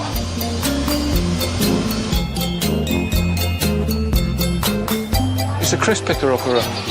If you want some crisps but you don't want to get crisps on your hands, you use a crisp picker-upper. I like the fact that you've got a bit of a rebellious streak in you sometimes. You go off-road. And I called you when you were in Japan, and you dropped this bombshell that you've finally decided the one thing you want to do before you die. And that was to invent something. And you said it's because you wanted to leave a legacy, which I thought was brilliant. Well, just because you're dead longer than you're alive, aren't you? OK. I'm coming up with stuff all the time. That's why I think this is my strength that hasn't been used yet. I can't do this sort of thing, really, this sort of job of being on the telly. Look at Dyson. It's only a vacuum cleaner. Yet he's up there with Einstein and everything. He's well rated, just for a vac. And I reckon I can come up with something better than that. It doesn't have to be a cure for cancer. I'm not going to come up with that. All I can do is come up with something that I needed at the time and that I think other people will go, do you know what, that's a bloody good invention. So something that benefits mankind? Yes. OK. He pitched me the idea over the phone, and I said, I'm out. OK, well, pitch it to me now, then. Right. In Japan, they don't have these... You mean they don't have... Chairs. They don't have chairs? Yeah, of course they have chairs. You try finding one. Sit on the floor all the time. When you go in a restaurant, you sit down cross-legged. You get a flat arse and your legs ache. Yep. Right? So you've invented what? It's the Pilko pump pant. I'm sorry, the Pilko pump pant. It's a pair of pants with a cushion built in the arse. The inflatable pant stops your arse from getting wet. For men or women. Do you know the thing you put on your neck when you're on long flights? Yeah. I've used that. That isn't how the finished thing would look when I make it. You know, this is a prototype. Pilko pant. Excellent. I sold some on a shopping channel. You're slagging them off, you're saying I'm out. Watch this. But this is the lovely man I was talking about. It is our lovely Karl to bring you some trousers. All right, how's it going? Hello. Good one, good one. Morning, everyone. Hope you're well. It's the pants we're selling today. Look at that. Not bad, that, is it? You've come on the telly to flog me a pair of pants. We know about pants. We've seen pants before. You haven't, have you? You haven't seen these pants. It's that bit there, that's the seller. That's what we're here for. That's what we're talking about. It's the Pilko pump pant. The way it works is you've got a big zip, a good quality zip. Look at that. Doesn't stick. It's a quality zip. Quality zip. All right? Open it. There it is. There's the cushion. You might have one of these already. Shove it in there. You know you're going to be sat down for a while. You're waiting for that order of the sofa. You're waiting at the bus stop, you haven't got a seat because the queue's big, the buses are delayed. Where you're going to sit? But the beauty is, you can sit where you want. Sit on concrete, sit on the road, not on the road, that's dangerous. Sit on the pavement, sit on grass. How good is that? And there's only 15 pairs available. 15 pairs in the whole world. Do you want to be one of the 15? Still 15 left. To have the Pilko pump pant. Look at him. Look at him in them. There you go. It's terrible. Show you how easy it is again. It looks like some sort of medical procedure, doesn't it? That's what people would think if they saw you walking in. They think that you think you've had your arse removed. Get rid of that. Look at that for a pocket. Look at that. Like I say, we're carrying more and more stuff around with us. Think of carrying stuff in that. Your arse rattling around with stuff, mobile phones, football, laptops, iPads, all that lot. Fruit. Look at that. Look at the size of that. Who's pocket. putting a laptop in their arse? Bread. You nip out to the shop. Milk, loaf, you bread. Don't buy a carrier bag. They're charging you 5 pence a bag at the moment at the supermarket. Yeah. No, I'm not buying a bag. You just turn round at the cash point, stick your milk in there, stick your bread in there, off you go. A big, big pocket. You've got this. Health and safety these days. You've got that in there. You like a walk. Maybe buy some for your young kid. You're walking by the canal. He falls in. Is he a good swimmer? I don't know. You tell me. But if he falls in, he's got something to keep him buoyant. Upside down like that. He's like that. He's drowning. Like it might be I'm just saying there's a possibility that he could help you out if you fall in a canal, a lake, a river. Anything else? Anything else goes? Hang on, let's see how the orders are going. Have we had anyone calling in yet? 2 people on the phone. What do they want? Do they want to talk to me, or is that just... They've gone. We've sold them. Job done. Brilliant. Cheers for that, everyone. These are how they look in real life. This is the Pilky pump pant. Pilko pump pant. Yep. Okay. I mean, it looks ridiculous. It does look ridiculous. So does most fashion these days. Okay, no, good, yeah, no, yeah, if it was... Yeah, no, you're right, yeah, it's all arbitrary. Down. Yeah. Why are you sitting Well, here's the chair, you don't need a chair. That's doubled up. You must be too comfortable. Sit on the floor. All right. Sit on the floor there, because that would be... And I suppose particularly useful if you've had a finger up the arse. Right, there you go. So... Right. Yeah. Dead comfy. Yeah. Really comfy. Carl, can you go and bring me my sort of bread and milk and stuff that I... Have you got 5 pence for a carry bag? I haven't, no. Well, I haven't. Hang on, don't worry about that. See you in a minute. What did you want? Bread and milk? Some groceries, yeah. Look, imagine walking down the street wearing that. Absolutely ridiculous. Carl, it looks... it looks fucking ridiculous. He doesn't know. It does. It looks like that. No one will walk down the street like that. Hang on. Hold on, Carl. I bought you No, look, Carl. There's no restrictions. I've bought you a couple of cups and saucers. Yeah. Can you take? I bought you these for you. Got a bag? I haven't got a bag. No, just pop them in there. Pop them in. Yeah. You see, Yeah, just. Oh, well, can you? Shove them in. Yeah, just put them in there. There you go. So what's always safe? Good. They're safe for that, yeah. All right, okay, all right, yeah, good. Run for the bus, mate. Quick, Mate. Run, quick. Suzanne's at home. Oh, here comes Carl. Here comes Carl with our new crockery. Honestly, that isn't pulling me down or anything. That is fine. It's absolutely ridiculous. No, well, you'd bubble wrap them normally, wouldn't you? God! Unbelievable. Hey, Outcast on XFM 104.9. I'm Ricky Gervais, Steve Merchant, Karl Pilkington. You alright, Carl? Yeah, not bad. Yeah. Just, when you were talking just now about, like the gay stuff. Yeah. Right, I don't know if you saw the thing the other week about the fella who's on that quiz show. Who? Sort of... oh, right, okay. Gay fella, straight, sort of man-woman. What are you talking about? Tell me what did you see? Tell me what you saw.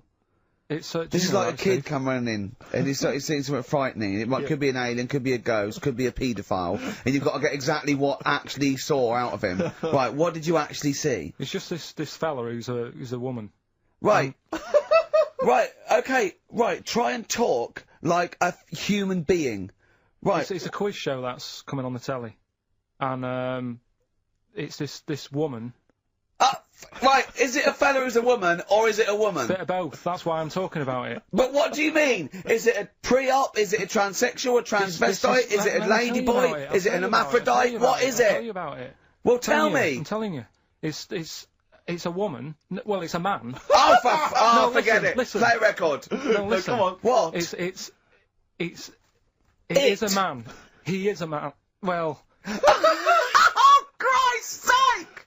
It's a TV programme where they've got this... Transvestite or television? It is a transvestite, yeah. So but the problem is... I'll tell you, just because you don't know about it, the programme is... I don't know, I still don't know about it. I don't know anything about it still. I don't know. It's a woman, man, woman, TV programme, look, TV. No, it's a man who is now sort of half a woman. And... A man who is now half a woman! No, well, this is what's weird about it. He's got the top half, but not the bottom half. What do you mean? He's got breasts and a wig? But he's still got his boys downstairs. He's Why got do you do that? his caps and the boys What are do you do still that there for? in his Y fronts. Why But is that? upstairs, he's got a lovely pair of dumplings. Why do that? Well, he's halfway through. But why not get it all done in one go? Maybe he couldn't afford it. Well, wait until you've got all the money. That just looks a mess.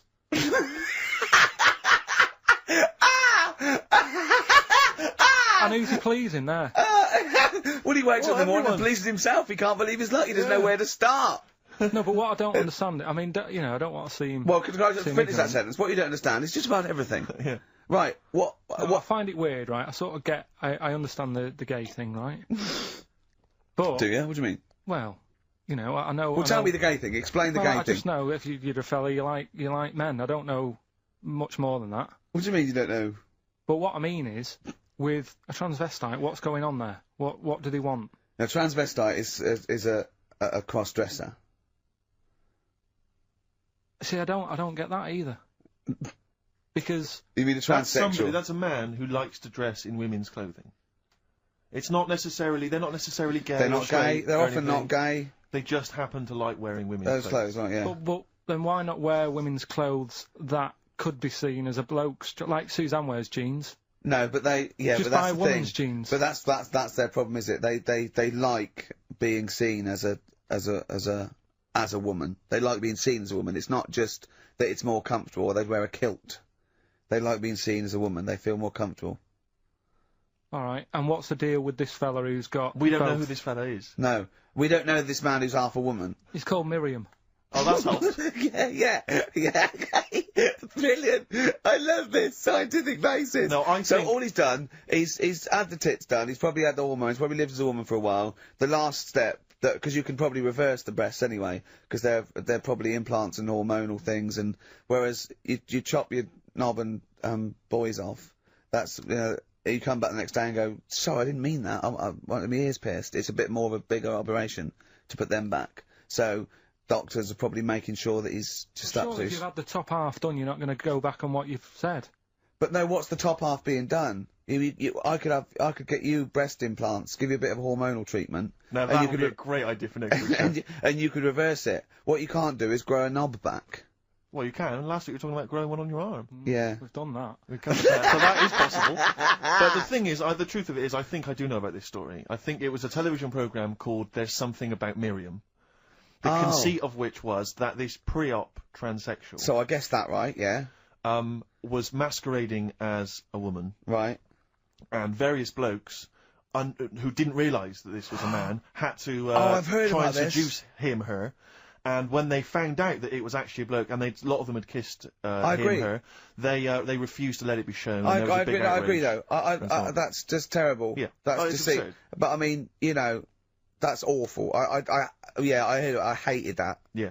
Yeah. So what... I think it was a Sky One programme. Is there anything other than The Simpsons on Sky One that's worth watching? Have you ever tried to watch that? Have you ever seen Kirsty's home videos? Yes. Yeah. But it's things like it's dogs on a slide, babies falling over. Do you know, it's only recently reduced from an hour in length. Really? It used to be an hour long, and it was just, if you haven't seen it, it's just like camcorder footage, like Do you it's know been what I found of like? people falling over. I like an old woman at a wedding falling over and showing her bloomers. That's my favourite. But I like it when it's Kirsty's home videos uncut. So it's kind of 4 old women, like, naked. With their tits falling out. Windsurfing. Oh, Christ, imagine that. Does it whistle? Well, It's just. I mean, have you ever really sat and watched anything on Sky One? No. That wasn't The Simpsons or Star Trek. I think that's what I watch on. I think that's Or pretty wrestling. much what I watch. Wrestling. They have WWF wrestling, cartoons, and just the worst programs. I mean, it's I've seen a appalling. bit of the wrestling. It's hilarious. But It's hilarious. It's like a station that's made by a 14-year-old boy. Yeah. Well, I think that's probably what it is, isn't it? Yeah. I mean, that's exactly the demographic. Do you like Sky One, Carl? I haven't got satellite ever, so... Why not? I thought you'd have loved that. No, I would love it. Discovery Channel's all about I know. slugs and that and weird stuff like that. I know. Chimps. I was reading about slugs the other day. There's a thing on one of the channels called Monkey Business. Yeah, I watched that. Yeah. Because I was doing that thing, wasn't I, with Richie Bacon. Yeah. Where you can watch the telly and that. You're talking riddles.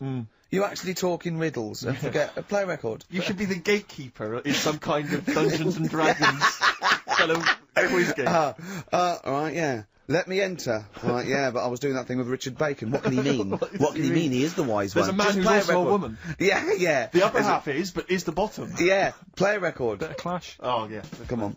Train in Vain. XFM. 104.9.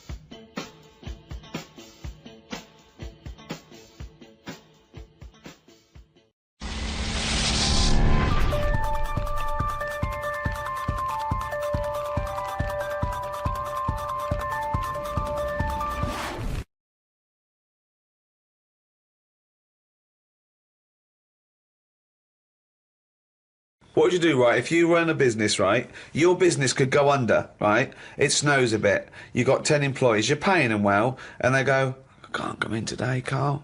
A bit icy. I'll do it, okay? Right, they're snowed in, right? You're running the business. What are you running? It's a, let's not, I'm not going to big myself up. It's just it's a factory. It's U-bends. U-bends. U-bends for... Toilet. So yeah. you run a... Okay, right, okay. So, plumbing, you pay them all right, don't you? I'd say most of them are on above average. So you're there. What time do you get in? About 8:45. 8:45, waiting for them to come in at 9, yeah? Yeah. Okay, right, it's snowing. It's a bit snowy, you got there. It took you a bit, what, you'd set off early, did you, or...? Gave myself a bit more time because I had to put the heating on the car. Okay, ring, ring. Ring, ring. Hello, KP Plumbing. Oh, is that Miss Pilkington? Yeah, it is, yeah, who's that? Oh, it's Sheila. Listen. Sheila, shouldn't you be here by now? Yeah, no, I was going to set off. Well, we'll set off now. Stop wasting time. We've got a big order on. No, I know. We're all on a bonus here if we get this done. I'll see you in 10 minutes, shall I? I can't make it. What? I can't make it. Why not? The car won't start and it's slippy on the drive. I just can't get out. Get the transport. I'll see you in... I'll give you 20 minutes, all right? Don't worry about it. Thanks for calling. I'll see you in a bit. I'm also scared of the ice. I'm scared of the ice. I'm not gonna come in today. It's dangerous. So what are you gonna do? Well, I'm gonna wait until the ice and snow goes away, and then I'm gonna come in. But they're predicting it's going to be about 2 weeks before they clear all this. I can't really travel in this. It's a bit dangerous. Well, I'll tell you what. You stay at home. I'll replace you. Because I need someone to come in. What, you're firing me because I can't get into work with this... Well, I got into work, Sheila. Yeah, I know, but I mean, you don't live with me, do you? If you did live with me, then you'd probably see how... It was bad where I was as well. Yeah, I'm here. Do you know how bad it is here? When you come round and have a look how bad it is here, no, you drive I'm my... not coming Tell you round what, here. you come round and drive my fucking car because I'm snowed in, you fucking calling me a cunt. And I'll tell you, if you fire me, I'll tell you to drive uni, you bald-headed wanker. Right, you're fired anyway for that. You're in fucking trouble then. Right then, see ya. Right, and then she's done with. She's weak anyway. Ring, ring. Ring, ring. KP Plumbing. Hiya, is that, Miss Pilkington? Yeah, it is, yeah. Hi, it's Bob here. Oh, Bob. Yeah, bit of trouble. In my area, it's absolutely snowing. It's possible. No one's getting out. I live near Sheila. Bob, listen, Sheila's just been on. She's saying she can't get in either. She can't. I've just seen her out there trying to dig her car out, and she's hurt her back. She's really tried hard to get to work, but she can't do it because she's not very rich and her car doesn't work. She hasn't got the right tyres, and there's no public transport. They've cancelled those. Wrong snow on this country. I'm not going to make it in today, son. So I'll see you tomorrow, right, boy? Well, no, you're saying you'll see me tomorrow. Yeah. But you'll probably call up tomorrow with the same thing. Well, only if it's snowing still. Now, listen, it might not I can't run a business like this, Bob. Yeah, it's not my fault, is it really? So go round to Sheila's and like slag me off if you want. But I'll tell you what, you're not coming back here. Oh. Fuck off. One chance. Give them one chance. Oh. Well, you didn't even give them one chance. No, because they've done it before.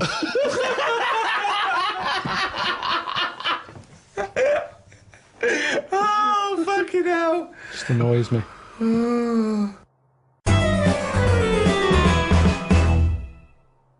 I went to, what's her name?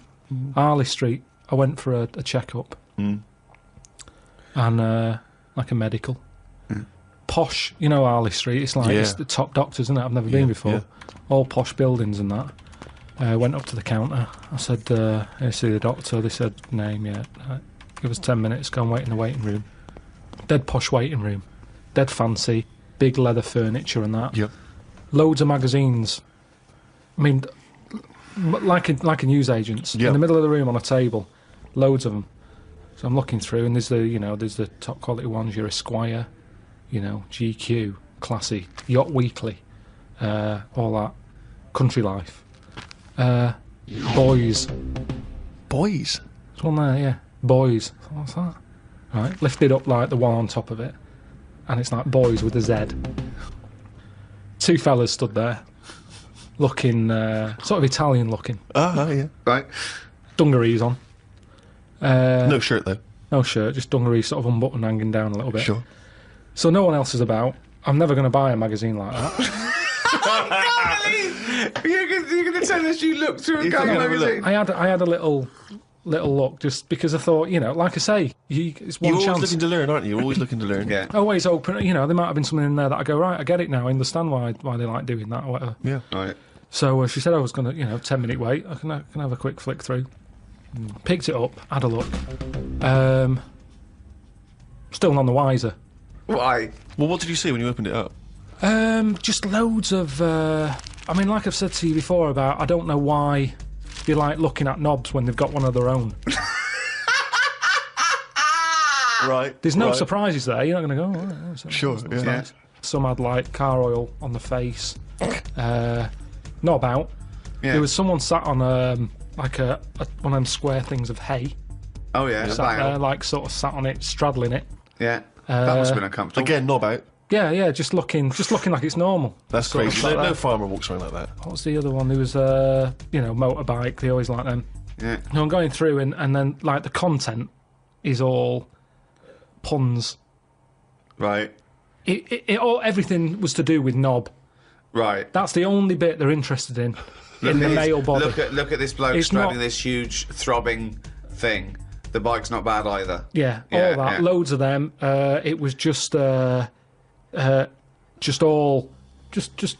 just 100%. Like let's just talk about the knob. That's a good name for a gay magazine. 100% cock. 100% cock. Did it not at any moment sort of maybe slightly unnerve you that the doctor might come in and see you reading Boys? No, because I wasn't. What about if I walked through? Because I remember once when you were in hospital about to have a tube going down your knob and you were sitting in your pants with stockings on and I walked through and you were horrified. So what if I'd have walked in then and went, Carl, what are you doing? I would have just said, look at this.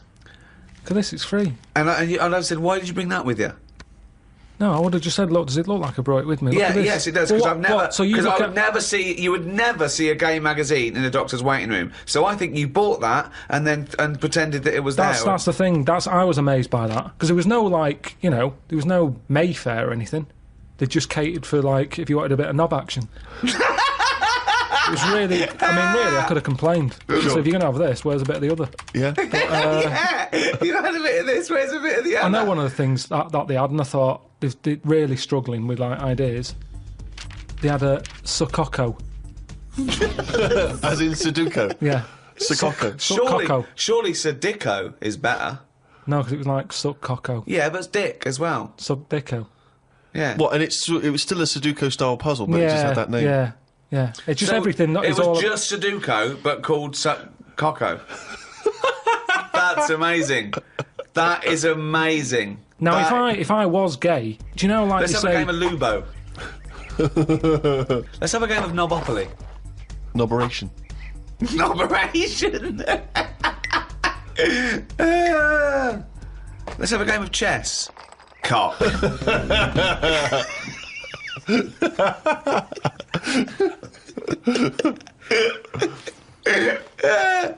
Let's have a game of fuckaroo. Well, that works for either sex. Yeah, that's true. That's how we spend our Christmases. Then, fuck a poo.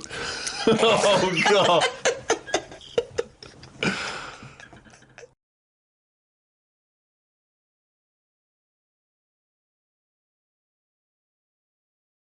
Although there are some who may disagree. And it is time now to take a look at a group of people who have been working really hard trying to make some money for comic relief. Hi, we're students from Guildhall, and for this year's Comic Relief, we'll be staging a West End production of The Office, the opera. Because I'm a huge fan of The Office, I chose to use bits of the script from the first series and put them to music, and get opera singers to perform it. We've already sold all the tickets for the shows. I think we've raised about 80 grand for Comic Relief. The last thing left to do is to get the permission from the writers of the original series, Ricky Gervais and Stephen Merchant. So, here we go. So, here I am at Ricky Gervais and Stephen Merchant's offices to get their permission. So, excuse me. Yeah. Oh, hello. Hello. Hang on, sorry. Hello, Ricky Gervais Industries. Yeah, I'll just pick it through. Hello, Ricky Gervais Industries.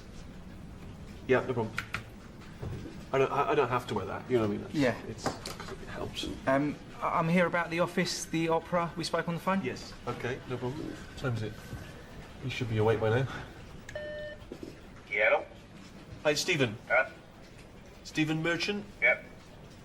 The fella from The Office, the opera is here. Shall I bring him through? Yeah. Yep. Okay. Right, let's get you in there. Okay. Exciting. Brilliant, yeah. Thrill for you, I imagine. Yeah, no, brilliant. I'll just say now, anything you see is confidential.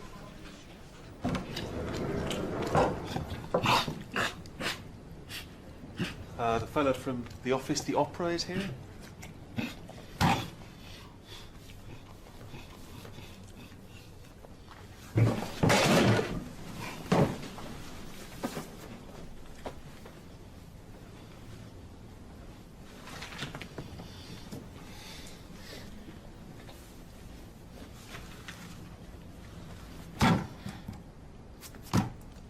Shoot.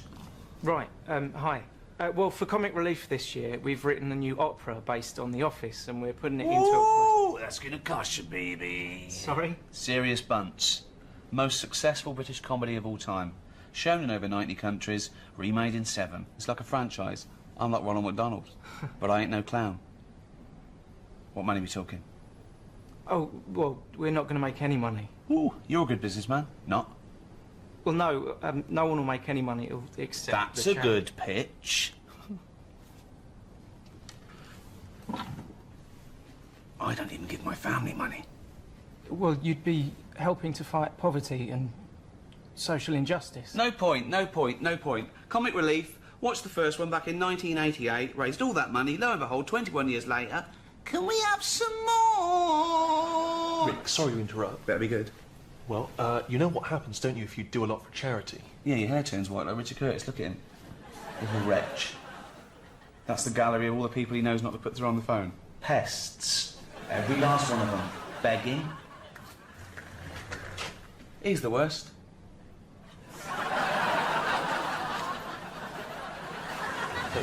Rick, if you do a lot for charity, you can end up with a knighthood. Knighthood?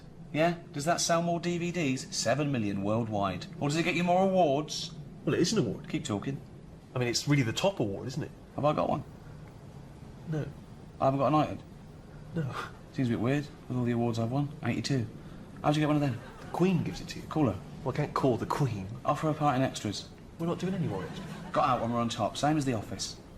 Always worth doing something for comic relief, though, Rick, because, you know, it allows you to show another side of yourself. How many sides of me do they want to see? At least one more would be good. I mean, I think you're a versatile actor. I am. I'm a huge fan. But what do you say to that small group of critics, tiny group of critics, who say you're not a great actor at all in any way because David Brent, for instance, is not a great creation because you basically are David Brent? What do you say to them? He sat back in his chair, pondering the aforementioned slanderers. To wit, vis-a-vis, am I or am I not, like my brilliant comic creation, David Brent, entering my self versus ongoing fictional personality dichotomy? I would say no, I'm not. So what? It's a brilliant argument, but I suppose what they would say is David Brent, he's from Slough, very near Reading, where you were actually born in real life, which means you sort of do the Reading accent. Brilliantly. And then remember Andy Millman in Extras? Yeah. He's from Wokingham, also in the Reading area. And Ghost Town, that film set in New York that you did.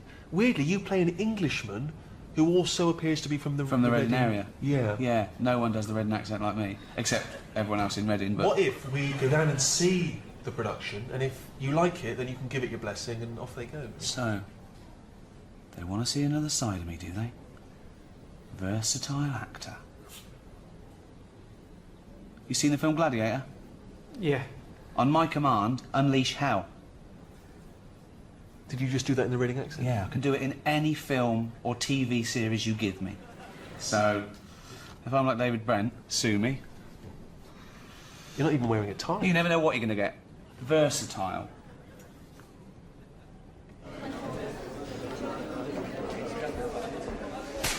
Silence! Please welcome Ricky Gervais.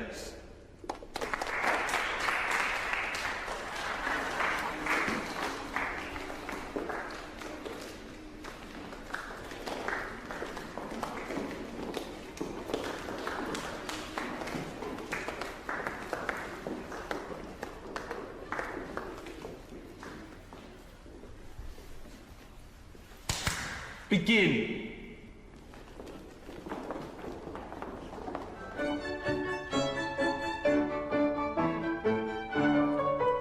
People say I'm the best boss they know. Oh, you're such a laugh. Fact.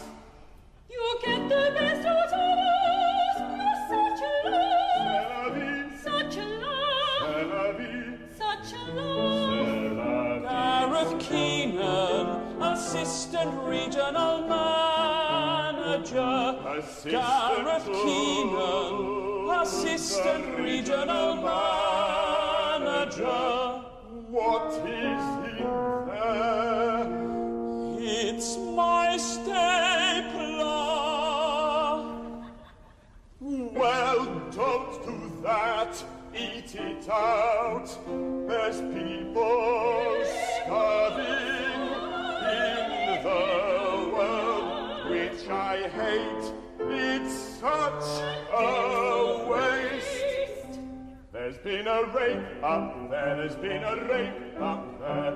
I got his attention, always get their attention. There's been a rape up there. There's been a rape up there. Son.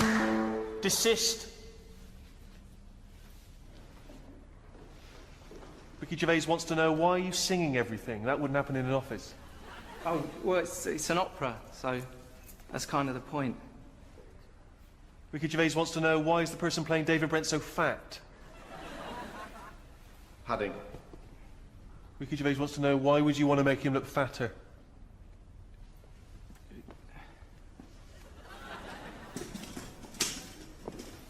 Ricky Gervais says, why is he not playing the role of David Brent? He's not part of the group. He's a stagehand. He can't even sing. Ricky Gervais says the deal is off. He does not like your attitude, and if you continue this farce, his lawyers will rip you a new a-hole. Did he say a-hole? No, I've cleaned it up.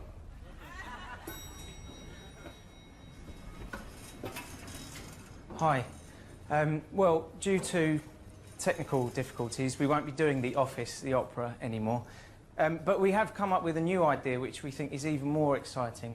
We're working on a new musical based on the songs of one of Britain's best-loved bands, Westlife. So now I've just got to get Louis Walsh's permission.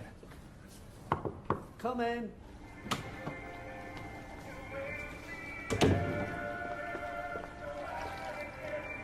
So you need my help? Ooh. Favour for a favour. Oh.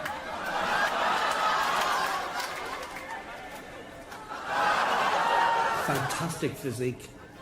Yeah, but they're just paintings. Yeah, paintings of my fantastic physique. Room for a small one? Oh, God. Oh. Don't bother, it only opens from the outside. Oh, don't get up. Oh, Mum. You raise me up.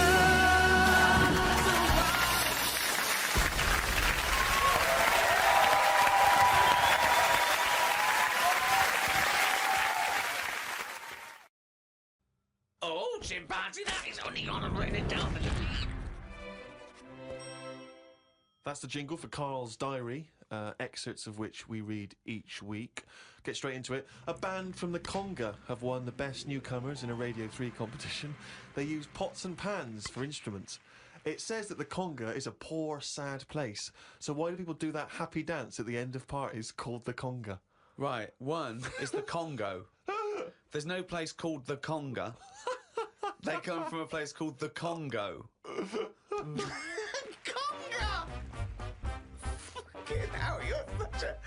Met Suzanne at Euston Station.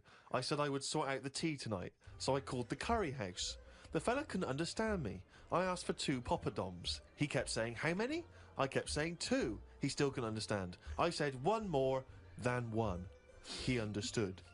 When we picked up the food and took it home, there were 5 poppadoms in the bag. Oh, God! Oh, God. There is a restaurant somewhere that sells knobs to eat. No, there's not. There is. No, there's not. No, there is. It says that women can't eat too many of them, and if you want a seal's knob for dinner, you have to book in advance. Right, it's gobbledygook. This is the ramblings of a madman again. It's a trend, he writes. It won't last long. It'll be like hummus. Called Ricky and asked what the difference is between the mind and the brain. Yeah, he did. That's a hell of a phone call Yeah, to get. unbelievable. Unbelievable. Ricky did explain, but I can't remember what he said. I wondered at what age you are when the mind kicks in. Okay? Ricky changed the subject and said there is an island called Spider Island. There's nothing but spiders on it. A bloke went to visit the island and said there was 1,000 types of spider in one tree. What do you think about that? What do you think of an island that's just full of spiders? I don't know, because you need spiders. I don't know what they do, but they say a world without spiders, like, wouldn't be good. But they sort of do something. There's something about if you did get rid of them all, it would have an effect. Well, of course it would. Get rid of anything, it'd have an effect. Not everything, though. Like I've said, you know, jellyfish and what have you. Well, no. It's 97% water or something. Yeah. So how much are they doing? Just give them another 3%, make them water. And that's more useful. Give them another 3% and make them water. Oh.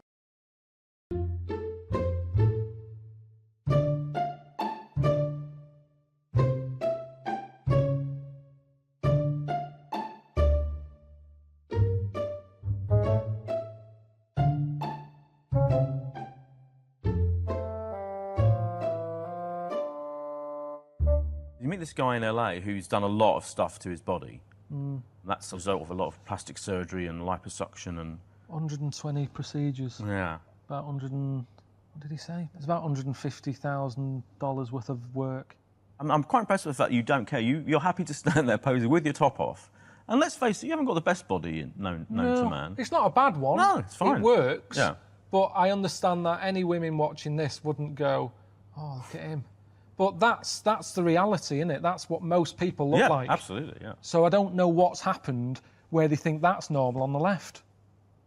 All that, Yeah. all them bits, Yeah. they're all implants he's got. The bits Yeah. in his pecs, on the back of his arms, he's had stuff put in there. Yeah. And I was like, that can't be comfy. No. Have you sort of laid on Brighton Beach? Yeah. It's Pebbly Beach, isn't it? Yeah, I used to live in Brighton. Yeah. And it's not nice, is it, No, really? It's no, bumpy it's annoying, and that. yeah. And that's what I imagine it would be like for him to lie down at night, because he's not lying on his own bits. Right, It's yeah. all lumps of stuff. But honestly, the lengths people go to, he was telling me about how people have the ball sack. Yes. The testicle. Back sack and crack. Not just that anymore. Oh, what do they have now? Ironed. Oh, what? Oh, really? They have the things ironed because of the creases. Oh, God. They don't want creases in it. It's just like, what? I mean, So they when want I said to him, a smooth yes. ball sack. And again, I was saying they're not, you know, lines on your face. It's about expression. It's about showing feeling. I don't know why your testicle. What's the proper word for it? Scrotal sack, maybe? Is it? Something like that, yeah. The scrotal It's just sack. scrotum, isn't it? Your scrotum. Yeah. It's got wrinkly, lines on it. Yeah, what's that? I mean, they're not worry lines, are they? No. I don't know what they're there for. I suppose it's to give it a bit of movement. But at the end of the day, they've been like that for thousands, millions of years or whatever. Don't worry about it.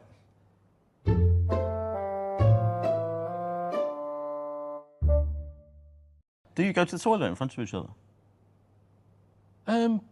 What I mean is, I don't say I'm going, do you want to come and watch? Right. But what I mean is, I don't bother locking the door and sort of wondering about noises and stuff. Okay.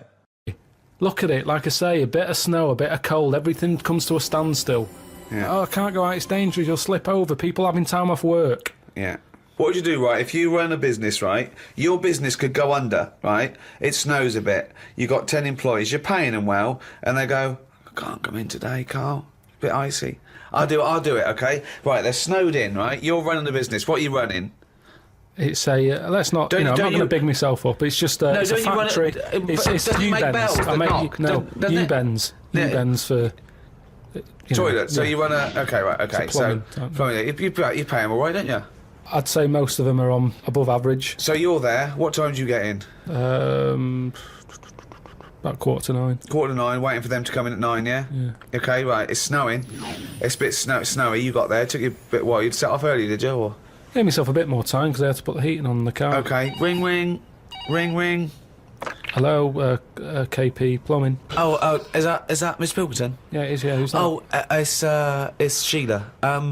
Listen. Sheila, shouldn't you be here by now? Yeah, no, I was going to set off. Well, we'll set off now. Stop wasting time. We've got a big order on. No, I know. We're all on a bonus here if we get this done. I'll see you in 10 minutes, shall I? I can't make it. What? I can't make it. Why not? The car won't start and it's slippy on the drive. I just can't get out. Get the transport. I'll see you in... I'll give you 20 minutes, all right? Don't worry about it. Thanks for calling. I'll see you in a bit. I'm also scared of the ice. I'm scared of the ice. I'm not gonna come in today. It's dangerous. So what are you going to do? Well, I'm gonna wait until the ice and snow goes away and then I'm gonna come in. But they're predicting it's going to be about 2 weeks before they clear all this. I can't really travel in this. It's a bit dangerous. Well, I'll tell you what. You stay at home. I'll replace you. Because I need someone to come in with a big... What, you're firing me because I can't get into work with this... Well, I got into work, Sheila. Yeah, I know, but you don't live with me, do you? If you did live with me, then you'd probably see how... It was bad where I was as well. Yeah, I'm here. Do you know how bad it is here? When you come round and have a look how bad it is here, no, you drive I'm my... not coming Tell you what, round you come round and drive my fucking car because I'm snowed in, you fucking calling me a cunt. And I'll tell you, if you fire me, I'll take you to drive uni, you bald-headed wanker. Right, you're fired anyway for that. You're in fucking trouble then. Right then, see ya. Right, and then she's done with. She's weak anyway. Ring, ring. Ring, ring. KP Plumbing. Hiya, is that, Miss Pilkington? Yeah, it is, yeah. Hi, it's Bob here. Bob. Yeah, bit of trouble. In my area, it's absolutely snowing. It's possible. No one's getting out. I live near Sheila. Bob, listen. Yeah, well, Sheila's just been on. She's saying she can't get in either. She can't. I've just seen her out there trying to dig her car out, and she's hurt her back. She's really tried hard to get to work, but she can't do it because she's not very rich, and her car doesn't work. She hasn't got the right tyres, and there's no public transport. They've cancelled those. Wrong snow on this country. I'm not going to make it in today, son. So I'll see you tomorrow, right, boy? Well, no, you're saying you'll see me tomorrow. Yeah. But you'll probably call up tomorrow with the same thing. Well, only if it's snowing still. Now, listen, it might not well, I can't run a business like this, Bob. Yeah, it's not my fault, is it, really? So go round to Sheila's and like slag me off if you want. But I'll tell you what, you're not coming back here. Oh. Fuck off. One chance. Give them one chance. Oh. Well, you didn't even give them one chance. No, because they've done it before.